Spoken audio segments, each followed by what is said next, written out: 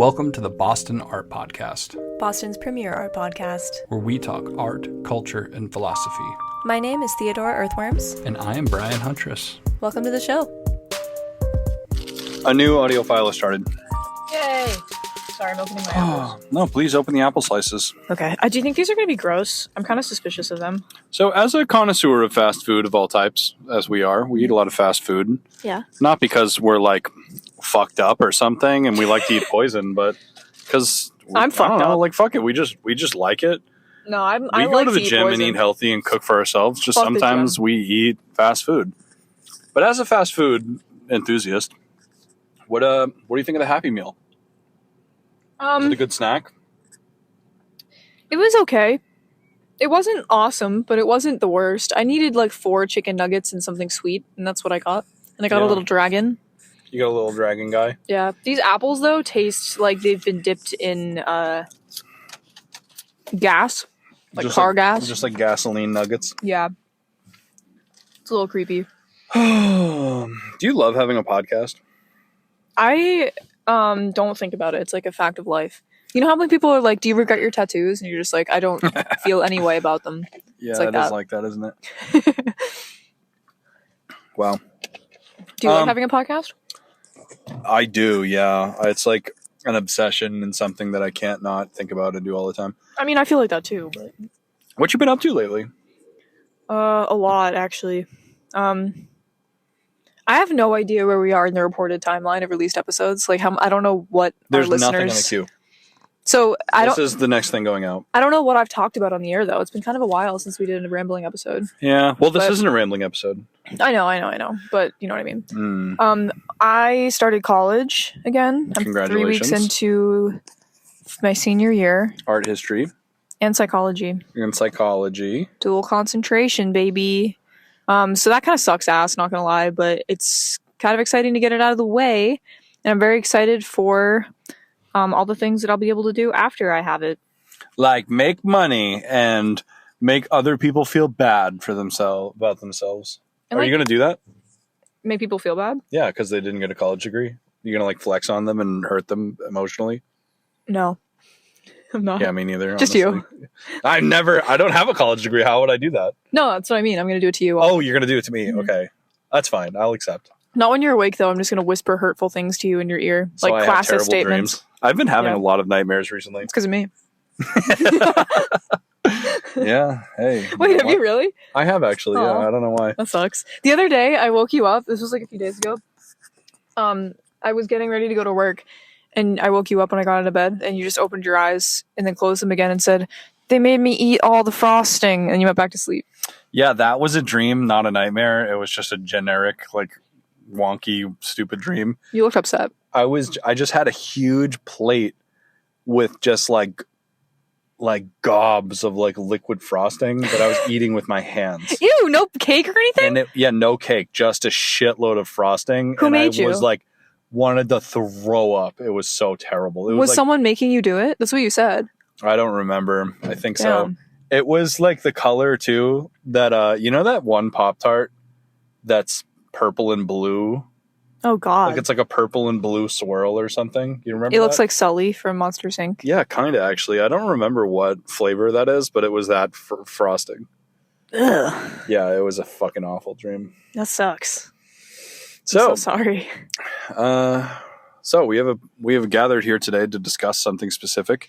We have, and I Got don't know another what it is written yet. script. You kind of do, I guess. To preamble the script. Oh, I should say, for anybody listening that doesn't know, this episode content, big content warning. This episode will discuss drug use, assault, medical trauma, suicide, violence, like everything. This is basically a true crime story that we're about to discuss today. What if I wanted to opt out of the... You can't. That trigger warning does not extend to you. Okay. So you are just going to have to fucking deal I'm with it. strapped in. Yeah. I think I know what we're talking about today, though, because I think you left the script in our room one time. Yeah, so it's funny, like...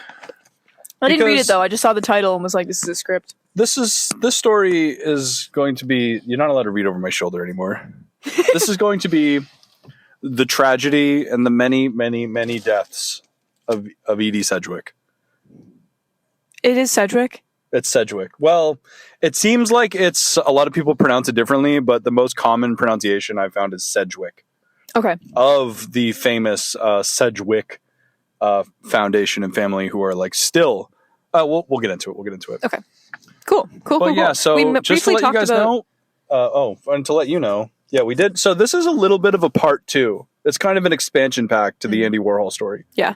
This is only a little... There's like just... For everyone that's sick of Andy Warhol, this is just a little bit of Andy Warhol. It's not a lot of it.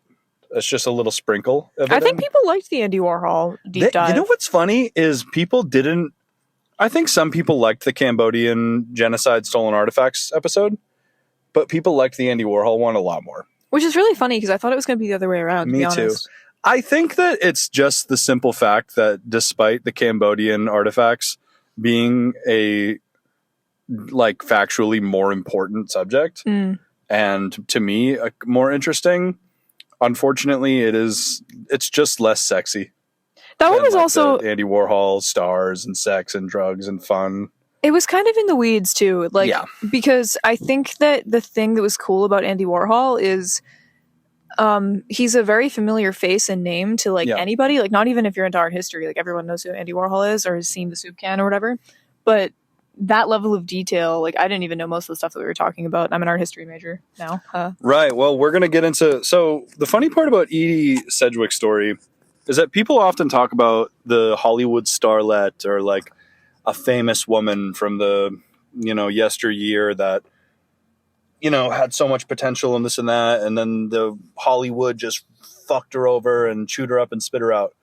This kind of is in that genre, but this is more... She didn't get chewed up and spit out. She got chewed up and cannibalized. Okay. This woman... Well, sounds awful. This story will make you so angry. So you're not gonna feel good at the end of this. Basically, so before we get into that, I do feel like I need to disclose that the window being open and me being a little cold is putting me on edge. But I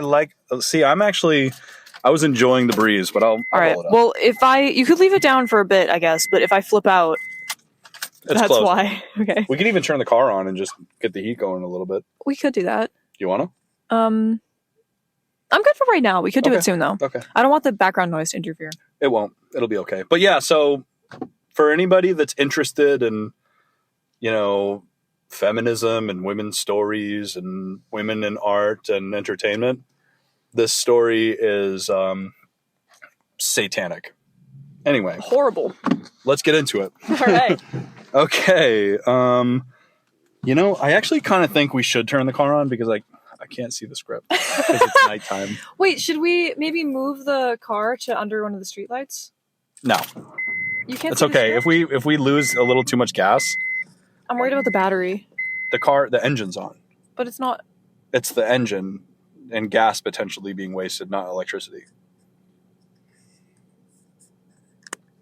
What the fuck are you worried about? Are you worried that the battery's going to die because the car's on? I was, but now I realize I think that what I was thinking is when you have the lights on in the car. Yeah, no, that's why I turned the engine on, so that wouldn't happen. Oh, okay.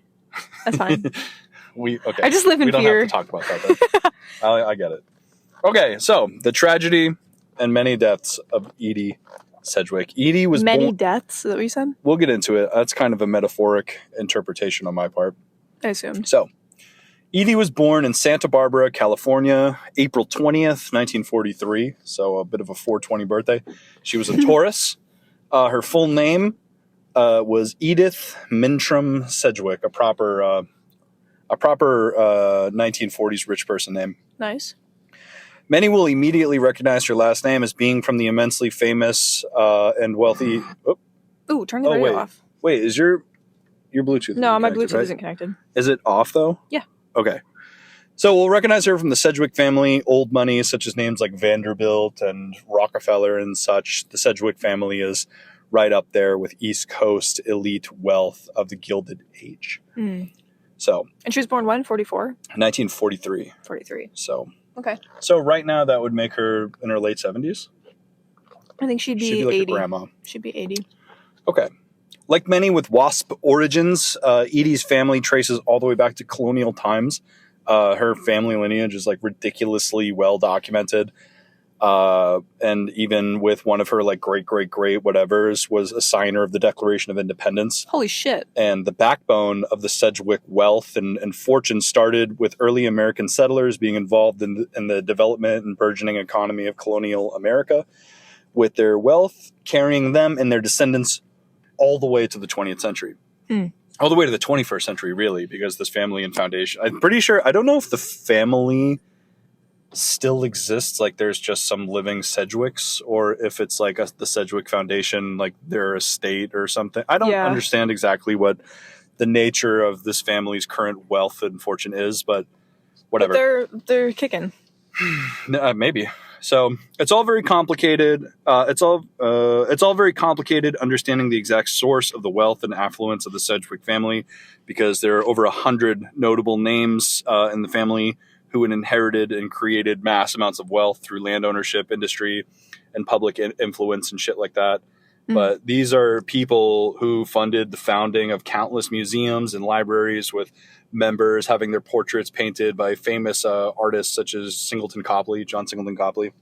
There's like, I think Edie Sedgwick's like grandmother was painted by him. Wow. Her great grandmother. So they were big patrons of the arts and education. Yeah, and I think literally in Boston and New England, they literally built and funded a lot of buildings and museums and libraries and shit. I don't know if they had anything to do with MFA Boston, but it's definitely possible.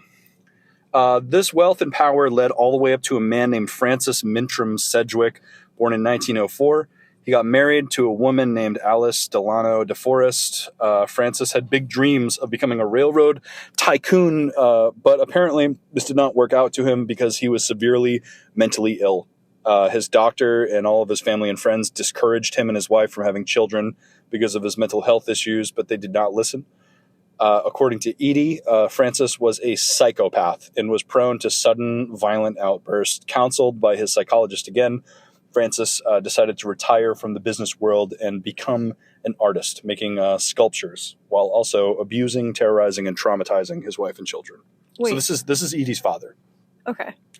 So that's unfortunate. So this guy, unfortunately, this guy was a total, complete, like, fucked in the head psychopath. Abuser. With millions and millions and millions of dollars of inherited money. That's a bad recipe. Oh, yeah. So determined to isolate his family from the never-ending tendrils of the East Coast elite Boston socialite world, he isolated his wife and children and moved them out to a cattle ranch in Santa Barbara, California. Oh, wow. There, he allegedly farmed cattle and also, weirdly, discovered oil on the property, which increased this guy's net worth radically. So he was rich as fuck, went out there, bought a bunch of land, found oil on it, and became even richer. Apparently, life on the ranch for Edie and her siblings was very weird. Were they kids? Huh? They were kids? Yeah, I don't know the exact number, but I think she had like 5 or 6 siblings. Like there was a whole bunch of them. They were all close in age. Do they go to school?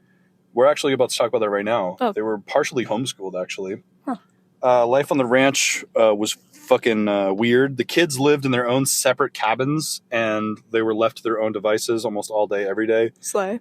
They played alone and wandered the property alone. One of Edie's brothers says, "We were taught in a weird way. So when we got into the world, we didn't fit in anywhere, and nobody could ever understand us." It's a vibe. Oh, no. He said nobody could ever stand us. Oh, that's even more of a vibe. Everybody hated them because they were weird. Oh, that sucks. So, despite the massive affluence and privilege of Edie's early life, she did not make it into adulthood unscathed. Between beatings and other forms of abuse, Edie also says her father inflicted sexual abuse on her as well. Edie also mentions an incident where one of her own brothers even attempted to assault her.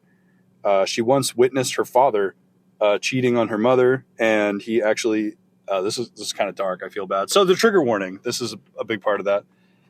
There was one traumatic event where she witnessed her father having an affair, and this would begin a big pattern of things that would happen to her. But he drugged her, he beat her, and then drugged her and sedated her basically for days, at a time. And then when she awoke, he tried to convince her that it didn't ever happen. Oh my God. So this was the type of guy that the dad was. That's horrifying. So through all of this abuse and chaos, Edie began to experiment with drugs.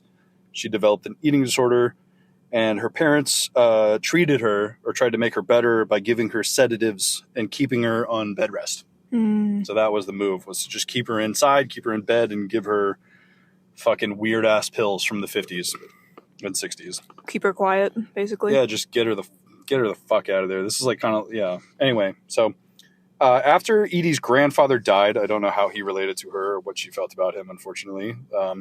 Edie was sent to board in a school in San Francisco, but was quickly removed because of her eating disorder and her mental health. Anyway, Edie was also experimenting with drugs while there. Oh, blah, blah, blah, blah, blah. This led up. Basically, she started getting into a bunch of trouble, got kicked out of school. Her condition worsened, her drug use worsened, and she was sent to a psychiatric facility in Connecticut. East Coast. Yeah, so she's back on the East Coast. While in the hospital, her condition worsened and she became suicidal. She also developed a relationship with a Harvard student in the area. I don't know how that happened, but this happiness turned to ash as well because she got pregnant by accident. So she was a teenager at this point? Yeah, so she's a high schooler. So she's probably like 17 or something. And she's dating a guy from Harvard? She's dating a guy from Harvard. It's kind of like a Girl Interrupted situation, I think, where I think she had some leave or like some way around, I don't know, and she was involved with Harvard people or something and ended up getting pregnant. So, and she was given an abortion at the time. And I said given an abortion because it's not clear if she had any say in this abortion because she was a psychiatric patient. Oh, wow. How are we doing so far? Is this like dark and weird? It's dark, but it's interesting. Okay. I didn't know any of this. Yeah. Well, I don't know very much about Edie Sedgwick. The thing that's interesting about this is that she's not famous. Really. Yeah. Like she's not like you would know who she was if you were particularly interested in a few different things, but on her own, she's not really well known, and we're going to get into that too. So that's actually a big part of this. There's a distinct reason for that, or some reason supporting it. Anyway, after that, she attended Radcliffe College, where she made a big impression on her fellow students. One classmate recalled that every Harvard boy fell in love with Edie and wanted to save her from herself. She went there for a while before moving away to Cambridge, Massachusetts, where she studied sculpture with her cousin, an artist named Lily Saarinen, who I looked up, who she has ended up having an art career on her own. That's cool. Boston artist of the 20th century. Here she partied hard while living in the bohemian social fringes of the Harvard student body in Cambridge. So she became this like kind of interesting 60s, I don't know, hippie acid head hanging out with random people at Harvard. So is this weird? I feel like this is a weird script. No. Is this going well? Yeah. Okay, cool. Sorry. It's okay. It's heavy, so I don't know. It's not bad though. I think, are you feeling weird because it's heavy? Yeah, I feel weird. I feel like I'm like saying a bunch of fucked up shit. I mean, it's fucked up that this stuff happened, but you're not being fucked up. Okay, I just feel bad. I feel bad. No, it's okay. Okay. Should I tap in? Should I read some of it to you? No. Okay. No, that would be weird. Okay. You're the audience. Well, then read. Oh, okay. By 1964, she moved. So this is kind of interesting because so she's going to Radcliffe College. She's hanging out with all these like Harvard people and she's partying and shit. But college went horribly. She dropped out. She didn't enjoy it. And she, in 1964, decided to move to New York City with an inheritance from her grandmother of $80,000 in her bank account. Wow. Which I looked it up is the equivalent today of having like $800,000 or like $770,000. So Edie leaves college. She says, fuck all this. I'm away from my parents. I'm away from whatever, I'm on my own. I'm on the East Coast now. And I got $80,000 fucking dollars in my bank account. Moving to New York. Let's go to New York and fuck it up. So. Sounds like a good idea. Honestly, yeah. Really. I would do the same. Yeah, why the fuck not? So, she was in a new and rich landscape filled with opportunity, art, and beautiful chaos. But most of all, she had a massive exposure to drugs, which she loved. Her main goal was to become a model and become famous. Nothing wrong with that. Many of us have similar dreams. After arriving, she attended a birthday party for the playwright Tennessee Williams, who we weirdly discussed on our origins of gayness in P-Town. Oh, wow. So famous That's gay crazy. playwright Tennessee Williams. You may be wondering, how does a young girl with aspirations of fame and stardom just pull up to a birthday party for a famous literary icon? The answer is generational wealth. Edie was born into a world of connections and privilege, and her name alone carried massive weight at the time. The stars aligned, for better or worse, at this party, and where she met the infamous Andy Warhol, and her life changed forever. She just met him at a party. That's crazy. Yeah, apparently it wasn't by accident either, because Edie wanted to become famous, and she wanted to be a model and an artist and shit. And she had friends there in connections that knew Tennessee Williams, which is why she was there. Yeah, and I think was networking. She had a friend there that intentionally introduced her to Andy. Good friend. Yeah. Well, it depends on what happens next, I guess. Maybe yeah, not. That's true.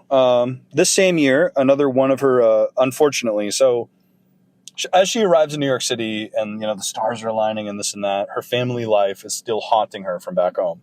That makes sense. So, yeah, this same year, another one of her brothers suffered a nervous breakdown while living in New York City. I don't know if she was around him at the time, but... Oh, he was also in New York. He was in New York City, and he had some kind of nervous breakdown because he suffered from mental illness as well. And they say he was speeding, going fucking 80 miles an hour through New York City streets on a motorcycle. Oh, God. When he crashed head-on to a bus. And died? And died, yes. Oh. And nobody knows if it was a suicide or not. At the same time, another one of her brothers at home came out as gay to their dad. And the dad, being a mentally ill, sadistic psychopath, kicked him out, beat the shit out of him probably, and sent him to the same psychiatric facility that Edie was in. Oh, wow. In Connecticut. And her brother committed suicide while in that hospital. Oh, my gosh. So despite, excuse me, despite Edie having nothing but money and upward mobility, and that she had the right name, she had all the fucking money she could ever want, and had crazy connections. She had a hard life. She had a really fucking bad life. Yeah, a hard life, and the death of siblings is unimaginable. It's absolutely fucking horrible. As a young person, I'm sure it's really difficult, even as an elderly person. Let alone, you know what I mean? If that's hard. I can't imagine how hard the other, you know what I mean? I feel so bad for her brothers, too. The one who was mentally ill, of course, but the one who was sent to a psychiatric facility, because it sounds like he could have left. Maybe. I don't know. I don't know. Yeah, because that's the thing, too, is the state of mental health treatment in the 50s and 60s was dark. They were still doing lobotomies at that time. Yeah. You know what I mean? They're, doing bad stuff to women and gay people. Yeah, that's true. And black people, probably, and native people. And minorities alike were getting absolutely horribly treated in psychiatric facilities if they were even given care at all. That's awful. Because so shit was bad. Shit was bad. Do you know what his name was? Unfortunately, I did not include the names of either of those two people. I'll look them up later. Sorry to those people. Rest in peace. Anywho, what year are we in right now? 50s? We're in 1960s. So we're in Silver Factory days. Remember from the Andy Warhol episode, Edie Sedgwick came onto the Silver Factory scene when it was in full swing. But how old is she? She's 23 or 24. Right now? Yeah, she's a young woman in her early 20s. Okay. So, as we learned from a previous episode, Andy Warhol, I should probably call him Andy Warhol because he isn't the subject of this, so we won't call him Andy. Andy Warhol had ambitions, and there also might be people who are jumping into this episode that did not listen to that one. You haven't listened to our whole discography? Yeah, so I should probably keep that in mind and give real context instead of just referring back to that one. You're doing a good job. Andy Warhol. If you didn't know, Andy Warhol, actually no, you know what? Listen to the other fucking episode if you want to know about him. Had massive ambitions of being a Hollywood director, as well as maintaining infinite growth with his booming art career. A true capitalist and entrepreneur. Despite Andy's unmatched clout and fame in the art world, he still felt that he needed a foot in the door in the world of old money and coastal elites. Because Andy wasn't a WASP. Even though he was a white guy who's parents were Polish. Yeah. To us, we would consider that just a random white guy. But at the time, that that first generation immigrant status as a white guy was, it kind of knocked him down a peg. Yeah. With like waspy people, I guess. I mean, that's kind of a social dynamic that's a little bit lost right now, because right now a lot of that is more ascribed to racism, rather than like a kind of invisible, like, oh, you're from Poland. Like, you're not like you're not a colonial origin white person. You're a Polish white person. That even, like, I don't know. I mean, I think that's a little different when you get into like higher echelons of money and like generational wealth. Yeah, that's probably like true. If you're in social circles where everybody that's there, like their ancestors signed the Declaration of Independence or came over on the Mayflower or something, like there probably is some kind of like weirdness around. My uncle Barnabas was on the Mayflower. Yeah, like, my what the hell? great fucking whatever. Anyway.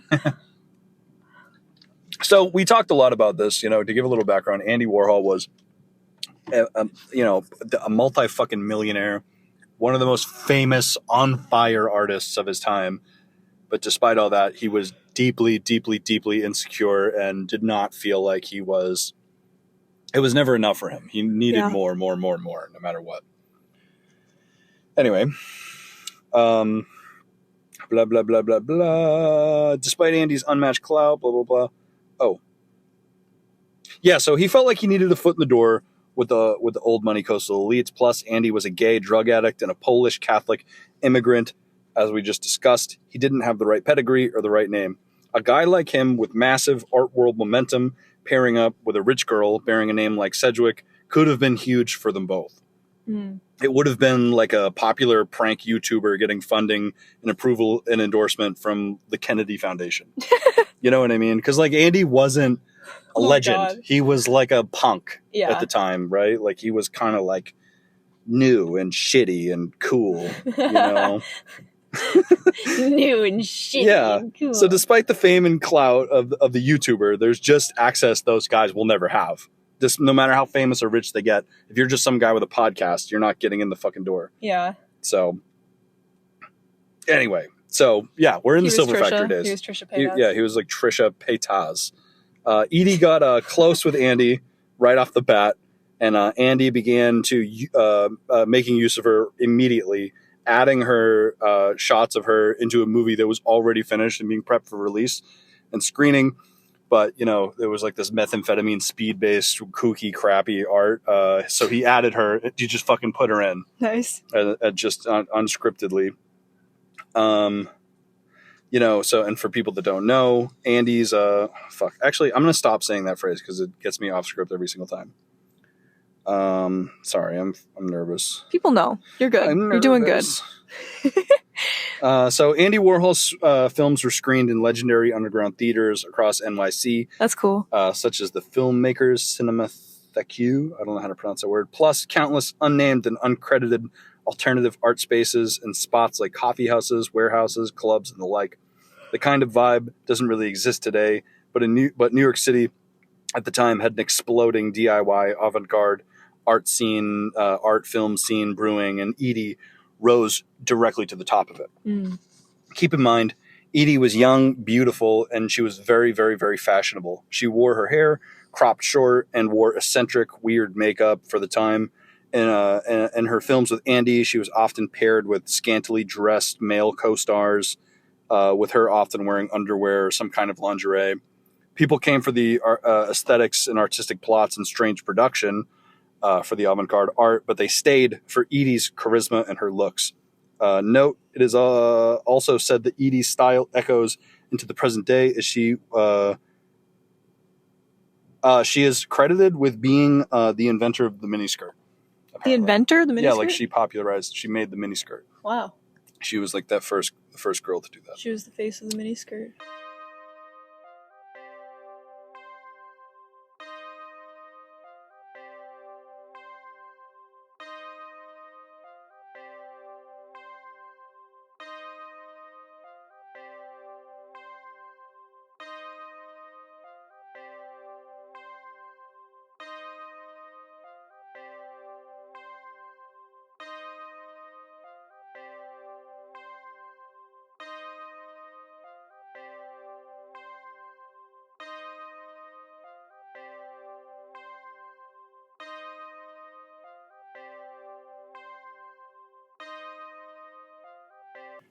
That's pretty cool. And apparently it's because she often wore children's clothes and styled herself in wacky, strange ways. She is a style icon. Like, she's one of those names that if you're looking into fashion history, you see Edie Sedgwick. 100%. She's not the first it girl I learned. I forget her name right now, but she was like a vaudeville flapper girl. Like the first woman to be described in pop culture as an it girl was from the 20s. Wow. And it existed and permeated all the way into literally right now in TikTok culture. So it's interesting. It's a recent concept. Yeah, in a sense. The other factory stars of the Andy Warhol menagerie of odd people. Oh, fuck. What?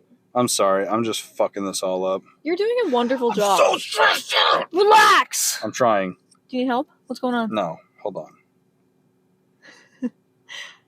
So, the other factory stars in the Andy Warhol menagerie were a group of odd people from diverse backgrounds. Some were rebellious heiresses to great fortunes, just like Edie, but the rest were working class people. Many of them were drag queens, trans people, criminals, artists, and hustlers. The place was filled with an always changing group of bizarre and crazy characters with only one thing in common. They liked drugs. For those that don't know, Andy Warhol's Silver Factory wasn't just a famous art studio. It was also a world-class drug den where you could get your hands on anything from dope, meth, speed, weed, barbiturates, LSD, mescaline, you name it, plus probably a massive list of drugs that don't even exist anymore. Yeah. Because it was the 60s. The factory was a drug buffet filled with zany queer people and mentally ill rich people, with Andy Warhol lording over them all like a satanic circus ringleader. I know so many bad things came out of that scene, but it still sounds so sick. It sounds so fucking sick. cool. It sounds so fucking sick. Oh my Yeah, God. dude. So compared to the factory regulars who we learned about, people like Ondine or there's this crazy group of fucked up people. Edie was very, very different. This was a girl who grew up with everything. She was healthier than these people. She had seen more of the world than these people, and she had access to resource that none of these people ever had. Both her parents were artists, born into immense wealth, and she even went to college. I don't say this to disparage Edie, but I say this to highlight her confidence and experience compared to a group of starving artists who had never left New York City in their lives and a bunch of rich blowhards working in corporate offices across the city. Edie was world-class, experienced, and when it came to confidence and charisma, she was like a wolf in a hen house. So, like, she was the fucking center of the room. Yeah. Like, she was smarter than everybody. She knew more, and she had a fuckload of money. Mm-hmm. And you got to think too, New York is like this like cosmopolitan, amazing place of rich culture, like all kinds of stuff now, but at the time, it was like a working class town of like just townies and immigrants and stuff. So I don't know that it had that like same like now when you think of New York City, it's like similar to thinking of LA, where you're thinking it's like tons of rich people and it's like very cosmopolitan and interesting, like worldly, I guess. But I don't think it was that way in the 60s. Interesting. Thoughts? I don't know. Anyway, me neither. Yeah. That's pretty cool. So yeah, because of all that, Andy Warhol magnetized to her. The two became close and began Edie began to emulate Warhol, going as far as to dye her hair silver to match his. Though I think, anyway, I'll keep going. Warhol, was she blonde before that? No, she had dark brown hair. Oh wow, she had dark brown hair, but was famous for the famous, like ultra famous photos of her. She has like bleached white hair, and black eyes. Because people compare her aesthetically to Twiggy. Yeah, who they were contemporaries as well. She's there's a little wrinkle in here that involves her as well, but blah blah blah. I'm so fucking anxious. Why do we do this? Why are you anxious? I'm just stressed out. Don't be stressed I out. feel like I'm doing a bad job. You're doing a good job. Okay, there's like a lot of people that like I used to create the script that like did like unbelievable, amazing coverage of her story. But surprisingly, there's like very little to talk about. No information and people who have reported on this. Yeah, we're probably one of like 50 fucking pieces of like contemporary content. Well, that's pretty cool. Anyway, that's completely not true, probably. But if you are feeling anxious, just slow down and ask me questions so I can jump in too. Feel free to interrupt me. I'm not going to get upset if you interrupt me. Well, I'm just listening to your storytelling right now, but Okay, I but do your have commentary makes it better.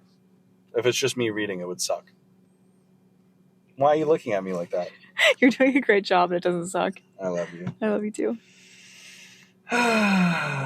Okay, so she dyed her fucking hair silver and cut it all off and was looking like a badass. Cool. Warhol put her in more and more and more films, and her legend grew. This was no small-time art scene crap. Her fame went as far as being named Girl of the Year in 1965 by Vanity Fair. So Wow. she's fucking on the cover of Vanity Fair. I don't know exactly how big the magazine was at the time, but it was still a big deal. That's cool. So put a pin in there. Remember, she's on the cover of a fucking magazine. Yeah. You know, for these wacky art films and the parties and the socialitism, you know. She's famous. Edie was an icon, and she credited Andy Warhol with that success, as many do, actually. Some say Edie saw him as sort of a father figure, and I can see why. Edie never had really a real loving father and probably got abuse from many of the men in her life. All she wanted was fame and independence. Meeting Andy was like a dream for her. He was also gay, so he wasn't just trying to be with her or date her or something. And he gave her celebrity status and treatment in his circle, and went crazy trying to make her famous because that's what he did. And he was in his 40s at this point, right? I think he's in his late 30s, but basically, yeah. Well, wasn't he like 47 when he was shot? No, he was an older man when he got shot. I think he might have been in his 50s or 60s. What? He didn't get shot until like 1987. Oh. And this is the 1960s. Damn, really? Yeah, he was. Yeah, He was fucking. He probably like. Wow. Yeah, I mean, think of the celebrities he photographed in his time. He had photos of Arnold Schwarzenegger, Madonna. It's true. Many random, more contemporary people than the 1960s icons.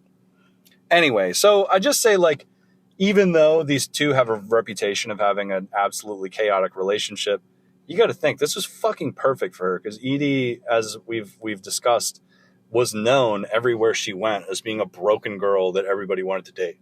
Yeah. You know what I mean? So to walk into this fucking crazy kingdom of fucked up gay people and Andy Warhol and like, and she's like just the queen of them all for a brief period. Yeah. This was awesome. This was the best case scenario at the time. Well, not really, but yeah. Anyway, so many believe that Andy used Edie not just as a star, but as his own doppelganger and self-portrait muse. Edie was sexy and thin and sported the same weird white hair. She wore beautiful makeup, and men would fall over themselves trying to get with her.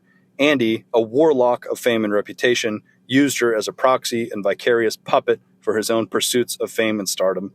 She was Marilyn and Liz Taylor and Jackie Kennedy, and she looked like Andy. Andy's relationship and collaborations with Edie were an extension of his art, and they stopped there, and it really stopped there. It wasn't, like, the thing is, like, Edie saw this as a collaboration between them. Yeah. Like, she's doing shit and doing her thing, and Andy's filming it and doing his thing.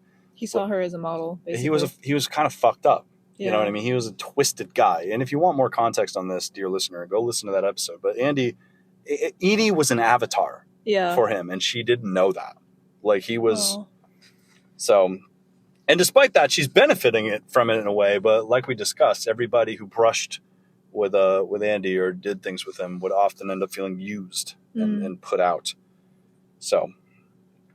Yeah, it sounds like she was reading into it in an emotional way that he wasn't. Right. Like, she thought they were fucking dogs. Like, they were friends. Yeah. They were close, but they didn't ever get close. Which is hard, because you have to imagine the emotional state that she was in at this point. Like, she'd experienced so much abuse and loss already in her early 20s that she would be vulnerable to a relationship like that. That's true. Especially from a guy that's like, you know, I mean, there's definitely a big difference between your early 20s and someone who's 37. Yeah. I forget how old he was, but I think he was like 36 or something. Especially with, I know that she was wealthy and everything, but he had that artistic fame. Like, he had the thing that she didn't have. Yeah. And it was a sexist time as well. Like, it was also a time period characterized by the disproportionate championing of men in these fields, and the kind of, and forgetting about and fucking over the women in these fields, such as contemporary of Andy Warhol, Kusama. Who we need to do a script about too. Yeah, that's consider it in the queue. Not because I wrote it, but because we're gonna. I was planning on writing it. I haven't yet. Feel free. I have had homework. I haven't had a chance. I will. You can delegate it to me, or you can write it. Anyway, I want to write it. Sure. Loved ones of Edie say that the Warhol films featuring Edie were not his creative genius or good writing. They were Edie just being Edie. She loved people and she loved talking. She liked being the center of attention. Her friends and family say the movies just show who she actually was. Andy was just filming it. Because you got to remember, the Andy Warhol films weren't these like tight shot, like nice, like highly scripted things. They were like mostly improvised, just wacky coke fueled art films. Yeah. And Edie would get in there and talk and be animated and say shit. And, you know, she was like she was charismatic. And loved ones of her say that that's who she wasn't acting. Yeah. That was her vibe.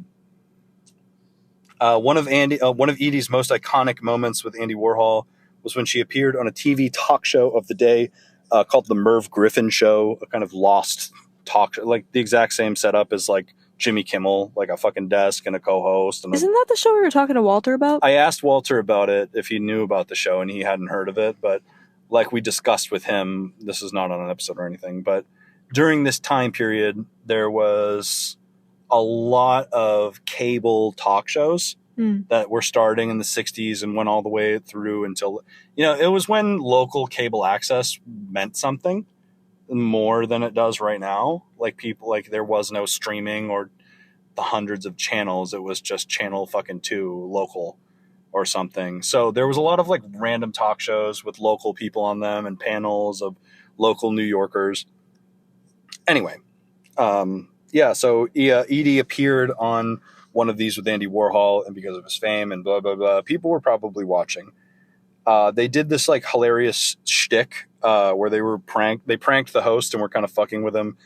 The guy would ask Andy a question, but Andy wouldn't speak more than like a whispered, silent little yes or no. But instead he would whisper all of his answers to Edie, and then Edie would translate to the host. And because Andy was the whole pull and the reason that they were on the show, the host really, really wanted to ask him about his art and this and that, but he wouldn't talk to him and had Edie talk to him, which was funny. But it was kind of weird. it was just they were just fucking with the guy. Yeah. Because they didn't take it seriously. Blah, blah, blah, blah, blah. He would whisper the answers. Edie shined during this, answering all of the questions in a funny and exciting way, making the host laugh and impressing everyone with her charm. This interview is also said to be where the word superstar first enters the general lexicon, spoken first on TV by Edie herself. Wow. Yeah. Huh. Because Andy is said to have coined the term. He made the idea. Yeah, he made up the idea of a superstar. But apparently people say that Edie was the first person to say it on TV. Wow. Kind of odd, huh? It's like kind of weirdly poetic. Yeah. Really. What was the context? Do you know? I think she was referring to Andy as a superstar or talking about the superstars that he was filming and working with and photographing. Yeah. I forget exactly, but it's widely available. Like you could look it up on YouTube. It's one of the only like long format interviews with Edie, I think. That's cool. Even though it was about Andy, I think it's one of the only like long videos where it's like someone filming and talking to her in high quality. That's actually kind of sad that it wasn't about her. It wasn't. Yeah, it is sad. It really is. Though the Warhol films were never commercially successful, the mainstream and local media did stories on the factory scene often, and in turn would do stories on Edie. This increased her popularity as she continued to shoot with Andy. Even today, her film portfolio is not completely understood, as she starred in so many underground films, while the producers of such, like Andy, would cut the films into separate stories, publishing them as entirely new movies sometimes, so it gets confusing. She would like film movies with these people, and then Andy or someone would like also like cut it into new movies. That is confusing. Like it was just kind of weird and stupid. Yeah. It makes no sense because it makes no sense. It's interesting because it sounds so ridiculous that he wouldn't have considered her a collaborator, because it sounds like what she's bringing to the table was more substantial than what he was as far as the films go. And he thought that too, but all of the money and the credit was his. And he was just I don't know. Like Andy Warhol is just he's an enigma. It's a question asked by many that we did a whole 3.5 hours on. Was he a total piece of shit or some kind of philosopher? Good question. It's a good question. This was all great and exciting for Edie until it wasn't. For one reason or another, Edie soured on her friendship with Andy and also complained about the lack of pay. Andy may not have made much off of his movies, but he certainly made more than the stars, who would often put in hours of work acting, writing, dressing, and performing for nothing but drugs and a place to crash. Also, Edie believed that Andy's films made her look like a fool. So that was another bad twist in this, is that Edie started to fear that she wasn't famous for the right reasons, that she was kind of a joke, a popular joke, you know? Was there truth to that? I don't think so. I think that Edie's initial allure was that she was beautiful and new and rich. Like she was a gorgeous rich girl hanging out with a bunch of degenerates. Yeah. So that was like exciting. But then, I don't know, like then she was like she was a popular girl in the factory scene. And I don't know. I mean, I've seen clips of Andy Warhol's films. I once watched a part of one in a museum. They're really hard to watch. Yeah. Even the ones that feature Edie Sedgwick are not easy watches because they're avant-garde and they're filmed really horribly. Like the audio quality is terrible, the camera quality is terrible, the writing's terrible. In what way did she think she was being portrayed as a fool? Like, did she feel like she was being made to look stupid, or did she feel like she was being sexualized, or like? I didn't find any comments of her that indicated that she felt like she was being improperly sexualized. But I think that she felt like she was a serious actor and an artist, but she was in these joke movies that were only being screened in like warehouses. Yeah. And Andy didn't take himself seriously. He didn't take any of the stars seriously. And they were like, do you know, if you know anything about Howard Stern, you'll know that one of Howard Stern's biggest shticks on his show is that he has characters. Yeah. He has like wacky, weird people that come on his show. The fandom of Howard Stern calls those people the Whack Pack, which is kind of like a boomer, like it's like a pack of wackos, essentially, is what it means. You know, which feature on Howard Stern's show features. He once interviewed an active serial killer. He's interviewed people. It was like on the phone, anonymous. He's interviewed people that are intellectually disabled, and it was like a butt of a joke. Like Howard Stern's like kind of a controversial guy, but I think what ended up happening is that Andy Warhol stars and Edie felt like they were a whack pack, probably. Yeah, there just wasn't like a lot of seriousness or respect. Yeah, like even if people were watching, they were still just stupid characters. I don't know. That's how I would feel, honestly, if I was one of these people, probably. So, during this time, Edie also became involved in the entourage and crew of none other than Bob Dylan. And she fell madly in love with Bob Dylan himself. Dylan going as far as writing multiple songs. Okay, actually, I should say before we even go on this road, from here on out, pretty much, in Edie Sedgwick's story, almost everything that we're going to say is highly legally contested by the people in the story. People have sued over her story. People allege all of this is bullshit and lies and slander and say that she's a fucking liar and a delusional psychopath. And all of this is now alleged. So good to know. I'm not saying that because like, oh, you can't believe anything Edie Sedgwick says. I'm saying that because you should probably believe I think all of those lawsuits happened because all of this is probably fucking true. Yeah. So, it's said, this is according to Edie's story at the time, personal recordings that she made and her family and friends. So Edie was madly in love with Bob Dylan. And it's rumored and highly contested by Dylan that songs were written about her, such as Leopard Skin Pillbox Hat, which is a type of hat that she was known to wear. In the song, distinctly, the lyrics read as if they're about her. A song called Just Like a Woman and the timeless hit Like a Rolling Stone. Wow. Are all said to be written about Edie. Rolling Stone, Like a Rolling Stone is believed to be written about Edie leaving the factory scene and how lost and desperate she was at the time after leaving, you know. That's crazy. which is sad, and it gives a whole new meaning to those songs. Yeah. I mean, well, I never knew the song Leopard Pillbox Hat, and the song Just Like a Woman is kind of like a chauvinistic, dumb love song. It's like this whole story gave me a very, very, very different view on Bob Dylan. Because we listen to Bob Dylan as if he's this like black and white photo, civil rights era folk singer. Yeah. But he was less like Phil Oakes and more like Jesse Lacey from Brand New. Like he was writing songs about troubled girls that he felt like were bad girls, and they were so stupid and materialistic and surface level, and like you're just a shallow hot girl and all you want is money. Like that's like kind of like the angle that these songs had. Interesting. Like he had a lot of hits that became protest songs and, you know, song of the generation of the civil rights movement and the hippie movement. But he also wrote a lot of songs that were just like chauvinistic, like douchebag songs that easily could have just been switched out over pop punk rips. I've actually never really looked that hard at the lyrics of Bob Dylan's song. I mean, the thing is like, you know, Tambourine Man, Times Are A-Changin', Like a Rolling Stone. Like these songs like don't sound like, they just sound like kind of esoteric and poetic, and like they're about like drugs and the streets. Like they're like cool. Like Subterranean Homesick Blues is an iconic Bob Dylan song that's also viral on TikTok all the time, which is like people do Bob Dylan fits and Subterranean Homesick Blues is playing. And that song's about like being like a no good, like street guy doing drugs in the 60s in New York. Yeah. It's like a cool guy song, whatever. But like Bob Dylan, like, I mean, when you look into some of his B-sides that are all love songs that are alleged to be about a woman who is like publicly abused and humiliated and treated like shit, allegedly by him. Like it's kind of not, they don't really sound as cool anymore. I'm getting ahead of myself. Did that happen? So we'll get into that right now. Blah, blah, blah, blah. So,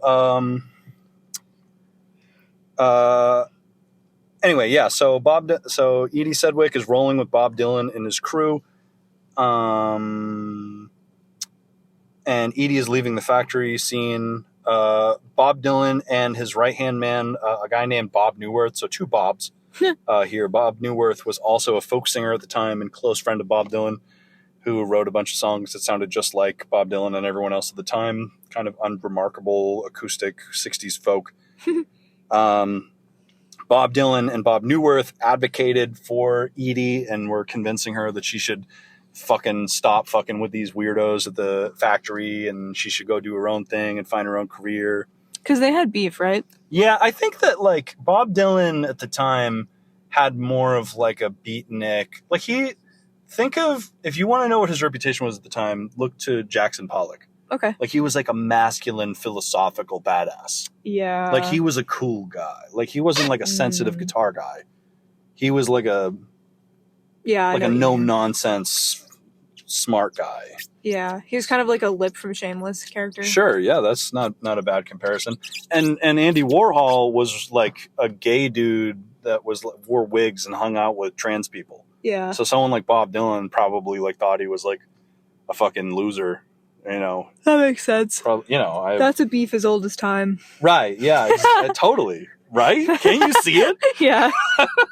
It totally makes sense. So the straight artists and the queer artists. Yeah. So they didn't like each other. They had like they had like two camps because all famous rich people seem to have a camp. Yeah. I don't really know why that is, but they all have like 20 people that would all die for them that they hang out with daily. It's probably the money. It's probably the money, dude. You're right. The money and the clout. Bob Dylan was like, how old was he at this point? In his 20s also? No, he was probably, honestly, I don't know, but I'm guessing by the sound of the story and everything I know about Bob Dylan, I'd say he's in his mid-30s at this time. But isn't he in his 70s now? No, he's probably like fucking 87. Bob Dylan? Do you know? I'll look it up. You're recording, so I'll look it up on my phone. Let's fact check Bob Dylan's age. I just feel like that's important context. All right. So now... Look up his sign, too. Bob Dylan's age... Everybody likes the Solanas sun That's sign true. thing. Oh, Bob Dylan is currently 82. He's 82. Yeah, which means that in 1964... so maybe he wasn't his 20s. So in 1964 minus 1941... Okay, so Bob Dylan's 23 or 24. And when Edie Sedgwick arrives in New York City. So by the time Edie's leaving the silver factory, that's probably going to be 65 or 66. or maybe even less. So they're okay. probably about the same age. All right, fine. So Bob Dylan's a young guy in this story. Let me find my place again. Sorry. I was just gonna say that's like a lethal archetype. Yeah, early 20s, like also Bob Dylan's guitar boy. Yeah, and he's got money falling out of his fucking ears, and, exactly, and he's got people sucking his fucking dick all day. He's Bob fucking Dylan. He's Bob Dylan, yeah. and Bob Dylan right now was Bob Dylan then. Yeah, similar level of legendary reputation. So, back to the story. They were encouraging her to leave the silver factory and do her own thing. Edie and Andy had dinner with friends one night towards the end of the fall of Rome, so to speak. Edie cried and demanded that Andy stop showing their movies because she felt like they made her look terrible. Andy probably said some stupid, insulting shit, and then Edie left crying. There's no documented suggestion of what Andy said, but the interaction went horrible. And this is actually according to Bob Dylan himself. That was Bob Dylan's account of that conversation. That actually really sucks because, I mean, obviously he said no. Yeah, he was probably like, get over it, you fucking, I don't know. Like, we already released the film. Or he was probably like, I don't know. You look great. You know, he just said some fucking dumb thing. Was that a Bob Dylan impression? I tried to do an Andy Warhol thing, but I accidentally did a Bob Dylan. So what would Andy would have been like, no, Edie, you sound awesome. I don't know. Awesome. He had like a weird, wispy, whiny voice. Yeah. Like, Rupert, do you have any money? Like almost like a gay transatlantic vibe. While Bob Dylan had like I don't even know how to describe Bob Dylan's accent. What the fuck is his accent? I have no idea. Where's he from? I think he's from Oklahoma. We're putting too much time on Bob Dylan right now. Okay, I'm going to just find out where he's from and then we'll move on. The boyfriends are eclipsing the plot right now. I'm not loving that. The boyfriends are eclipsing the plot. Don't love that. He was born in Minnesota. Okay, fuck him. Irrelevant. Edie left crying. Also, it was during this time, Edie's sister claims that Edie became pregnant with Bob Dylan's child. Holy shit. And it is said, this is another thing that's has had a lawsuit fought over it, but it's said that Dylan and doctors forced Edie to get an abortion. Wow. Devastated as she apparently wanted to keep this child, Edie crestfallen and traumatized, I'm sure. That's awful. It's the second time. Yeah, we're going to touch on that again in a second. During this time, Dylan and his friends convinced Edie to sign on as talent to a man named Albert Grossman, who was Bob Dylan's manager. Edie thought Dylan and his team would greatly help her career, and they would even go on to star in movies together. So Edie is in love with Bob Dylan. She signed on with his manager. It's going great. She was sadly mistaken, as Bob secretly, during this time, famously married another girl that he was seeing on the side, a woman named Sarah Lowndes or something like that. This was a famous thing because it was Bob Dylan getting married at the height of his fame, and everyone was like, holy shit, he's married. So he was dating Edie, and she was part of the crew and hung out with everybody, and then, surprise, I'm married. Jesus. So massively fucked her over. Edie found out about this betrayal actually from Andy himself. Associates of the two, including a film producer and assistant of Warhol, Paul Morrissey, said that Dylan never had any plans of helping Edie or starring in any movie, but he said all that just to keep using her. To this day, Bob Dylan denies ever having any kind of romantic relationship with Edie, despite multiple claims from known associates of the two and multiple family members of Edie claiming to have knowledge of the forced abortion at the time it happened. Wow. So a lot of people say that it fucking happened, and Bob Dylan sued a bunch of people to make sure that nobody said that anymore. That's crazy. So, I mean, did it happen? I don't know. Did it? We'll probably find out when Bob Dylan dies. I don't know. Yeah, we will actually, because I suppose we will. Stay tuned. But we might not actually, unfortunately, and there's a very specific reason for that we'll find out at the end. Uh-oh. Which is kind of devastating. A little bit of foreshadowing. During this time, Edie developed a ferocious addiction. Oh, yes, you have a question? I want to know what her chart is. Her chart? Mm-hmm. We can maybe add that on postscript, but I think that might be a little bit hard to find all that info on the fly. You don't know her birthday? We have her birthday. It's April 20th, 1943. Google that. No. Taurus. You said she's a Taurus. Oh, yeah, she's a Taurus. I thought you meant like her birth time and Big Ten shit. We don't Big 3? You posted your Big 10 on your story. No, I posted my Big 6 on my story, but that's not really... Well, I knew it was Big 3, but I thought maybe Big 10 was something I hadn't heard of yet. It just keeps getting bigger. Shut up! Okay, let's keep going. Okay. Do you have one more question? I have an issue. What is it? I kind of have to pee. You have to pee? Kinda. Do we have time? Oh wait, we don't have that many pages left. No, this is a thinner script. This is not nearly as long as the Andy Warhol script. Okay. Maybe I can manage. Let me know, and we'll pause and find a bathroom. Okay. That 100%. might need to happen kind of soon, but I'll just sit for now. Okay, so as we were saying, drop my mic. Edie developed a ferocious addiction to intravenous heroin. This has moved on beyond booze and speed and various other 1960s pills, and she's shooting real dope now. Poor Edie. Yeah, her favorite thing to do was shoot heroin into one arm while simultaneously shooting speed into the other arm, assumedly with the help of a friend. This put her out of the movies, and she lost pretty much all of her opportunities at the time because her drug use got fucking gnarly.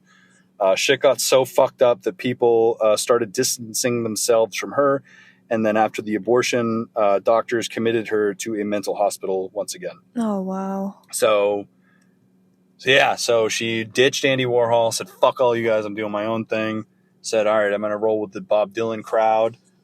Signed on to some fucking guy's talent agency and got, fucked over by Bob Dylan. Out on her ass shooting heroin. No one wants to work with her anymore. And now she's back in a mental hospital. So she's doing better with Warhol. She kind of was, honestly. I mean, he was probably mistreating her and being a dick. But she might have been better off with him, honestly. You know what's sad about this, too? There's just like a small thing that I wanted to notice is that she clearly had a support system because she had a sister who she talked to enough for her to have known about personal relationship issues. Oh, you mean the family members? Yeah. So we said, she was. So that's the thing is she was definitely estranged from her father to some degree. And I couldn't find any concrete information on her relationship with her mother, but she was definitely in connection with her siblings. So, because they know they're the only people who have ever spoken out for her are her siblings. Wow. And some secondhand accounts of people from Andy Warhol's, story that made comments about her life and whatever. And we'll get into that stuff too. But yeah, there's really not many people going to bat for Edie Sedgwick even That's today. Sad. Besides, some really like hardcore fashion history people that just know their shit. So, like you guys, dear listeners. Now, I feel for her and her siblings. It sounds like they went through a lot together. I think so. By 1965, she got out again. Oh, wait. Oh, so by now... So, another thing, too, is because her story isn't, like, super well documented, it's a little tough to get the timeline. So, I don't know if this is before or after the mental hospital situation, but during this, she was dating... kind of on and off dating Bob Dylan. He got married, and she was also dating Bobby Newworth, the Bob Dylan ripoff guy.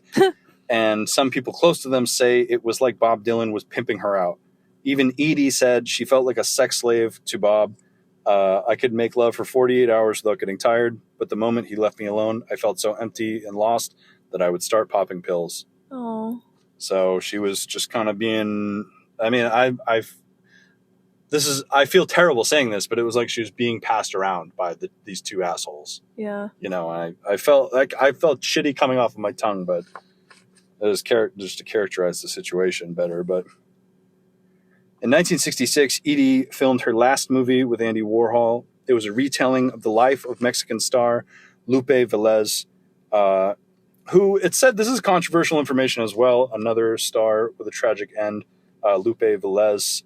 It's believed that she committed suicide by overdosing on barbiturates at the end of her life, and they were filming a kind of DIY biopic with Edie starring in it. And Andy famously, another one of Andy's famous heinous comments, he said, do you think Edie will let us film her committing suicide? He was joking about Edie being the star of the film and wanted to film her killing herself.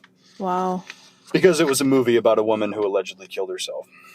But a lot of people believe that woman didn't, and that was a suspicious situation, but that's obviously a story for a completely different time.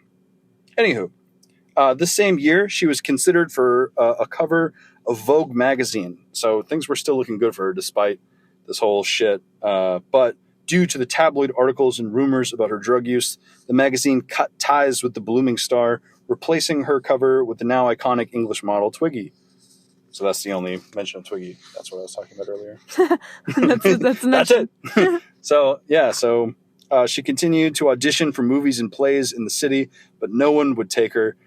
She went home for Christmas that year to California, and her family said she was being creepy, strange, and off-putting.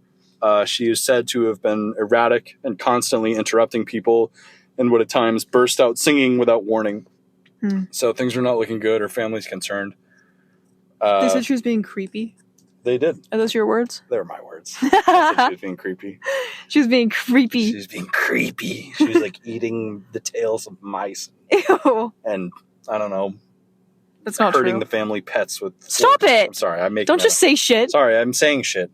By 1967, as more people cut ties with Edie, even the shitty Bob Newworth guy left Edie behind. Edie was a mess. She became hospitalized after this while trying to film an autobiographical film. That was a bad sentence. She was trying to make an autobiographical film of herself in her apartment at the Chelsea Hotel. And during some type of creative scene, she accidentally set her room on fire. She was at the Chelsea Hotel? Oh, yeah. 100%. So the Chelsea Hotel is kind of cool, too. We're actually going to talk about that a little bit, but... Isn't that the same time period that Patti Smith and Robert Mapplethorpe were living in the Chelsea Hotel? Yeah, probably. That's actually so funny. Yeah, the Chelsea Hotel is a historic building now, and I think that it's like some insanely expensive place to live. Like, if you're a millionaire, you can get an apartment there or something. For sure. They probably have a dumb gallery in their lobby or some shit. Yeah. At the time, it was basically a heroin den, and everybody, like Lou Reed lived there. Bob Dylan probably had a fucking room there. Valerie Solanas lived in the Chelsea Hotel as well at the time that she shot Andy Warhol after being evicted, I think, from the Chelsea Hotel. Damn, that sucks. Yeah, so it's a pretty famous place. But so Edie sets her room on fire. So she's off on her own making new stuff. And keep this autobiographical film in your mind. That's going to become important in a little bit. Wait, she sets her room on fire? Did you... Oh, yeah, I mentioned that. So she accidentally set her room on fire and then became hospitalized and put in a mental hospital. Oh, okay. She was trying to, I don't know exactly what, but she was, trying to film something cool with fire. It happens. And burned her room. I get it. Yeah. So she's hospitalized in 1970. And, who among us? And this is where shit starts to get a little bit hairy, if it wasn't already. She gets let out into some kind of conservatorship situation. Ooh. In the care of a doctor, 2 nurses who were live-in people, and a man that she became. So, and then she was living with a doctor and nurses in the home of a filmmaker named John Palmer and his wife, Janet Palmer, who were Hollywood movie producers of the time, rich people. Determined to finish her autobiographical film, she took up shooting with this crew in Arcadia and Santa Barbara, these beautiful places in California. To the surprise of many, Edie actually finished this movie, and it was released in 1972. Wow. So, and it was just her story about everything that happened to her in her own words. And it was made largely, it was kind of an avant-garde movie, and it was made largely with audio recordings that they gave her a tape recorder and had her tell her story to the tape recorder just on her own time, which she did. I don't know where those recordings were. I found some examples of them, but I don't think they're all just publicly available online. What a gem of a film to have been finished. We're lucky that we have that. It's online, so I'm sure you could probably watch it. I didn't watch it, unfortunately, but maybe we could watch it. Yeah, just her perspective. Yeah, and then she after making the movie, lived happily ever after and became rich and independent. Sorry. Unfortunately, that's not true. That was a lie. So she makes a movie, blah, blah, blah. During this time, she is arrested in her hometown for drug possession while driving around with heroin or something. She's busted by the local cops. That sucks. And then she gets put into a local psychiatric facility in 1971. To everyone's surprise, Edie actually thrived in treatment this time and formed a romantic relationship with a fellow patient named Michael Post. So not so good. So she's doing good. She's sober and she's healthy. At this time, too, iconically, completely changed her look. She grew really, really long brown hair and was doing a natural kind of 70s look, totally different than her iconic vibes. Classic healing. Yeah, so she's healing. She's got her natural hair color back. She's in treatment. But, you know, she's dating this guy who's a fellow patient. And that's like, not always the he's best not even an idea. artist or anything. He's just a regular guy that's just another mental patient. Nice. But Edie got sober. She grew her hair out and eventually married Michael after they both were discharged from treatment. Oh.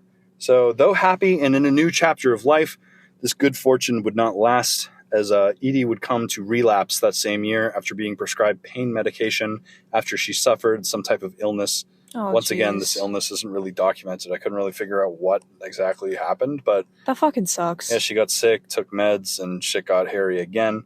She promptly began abusing alcohol and taking barbiturates.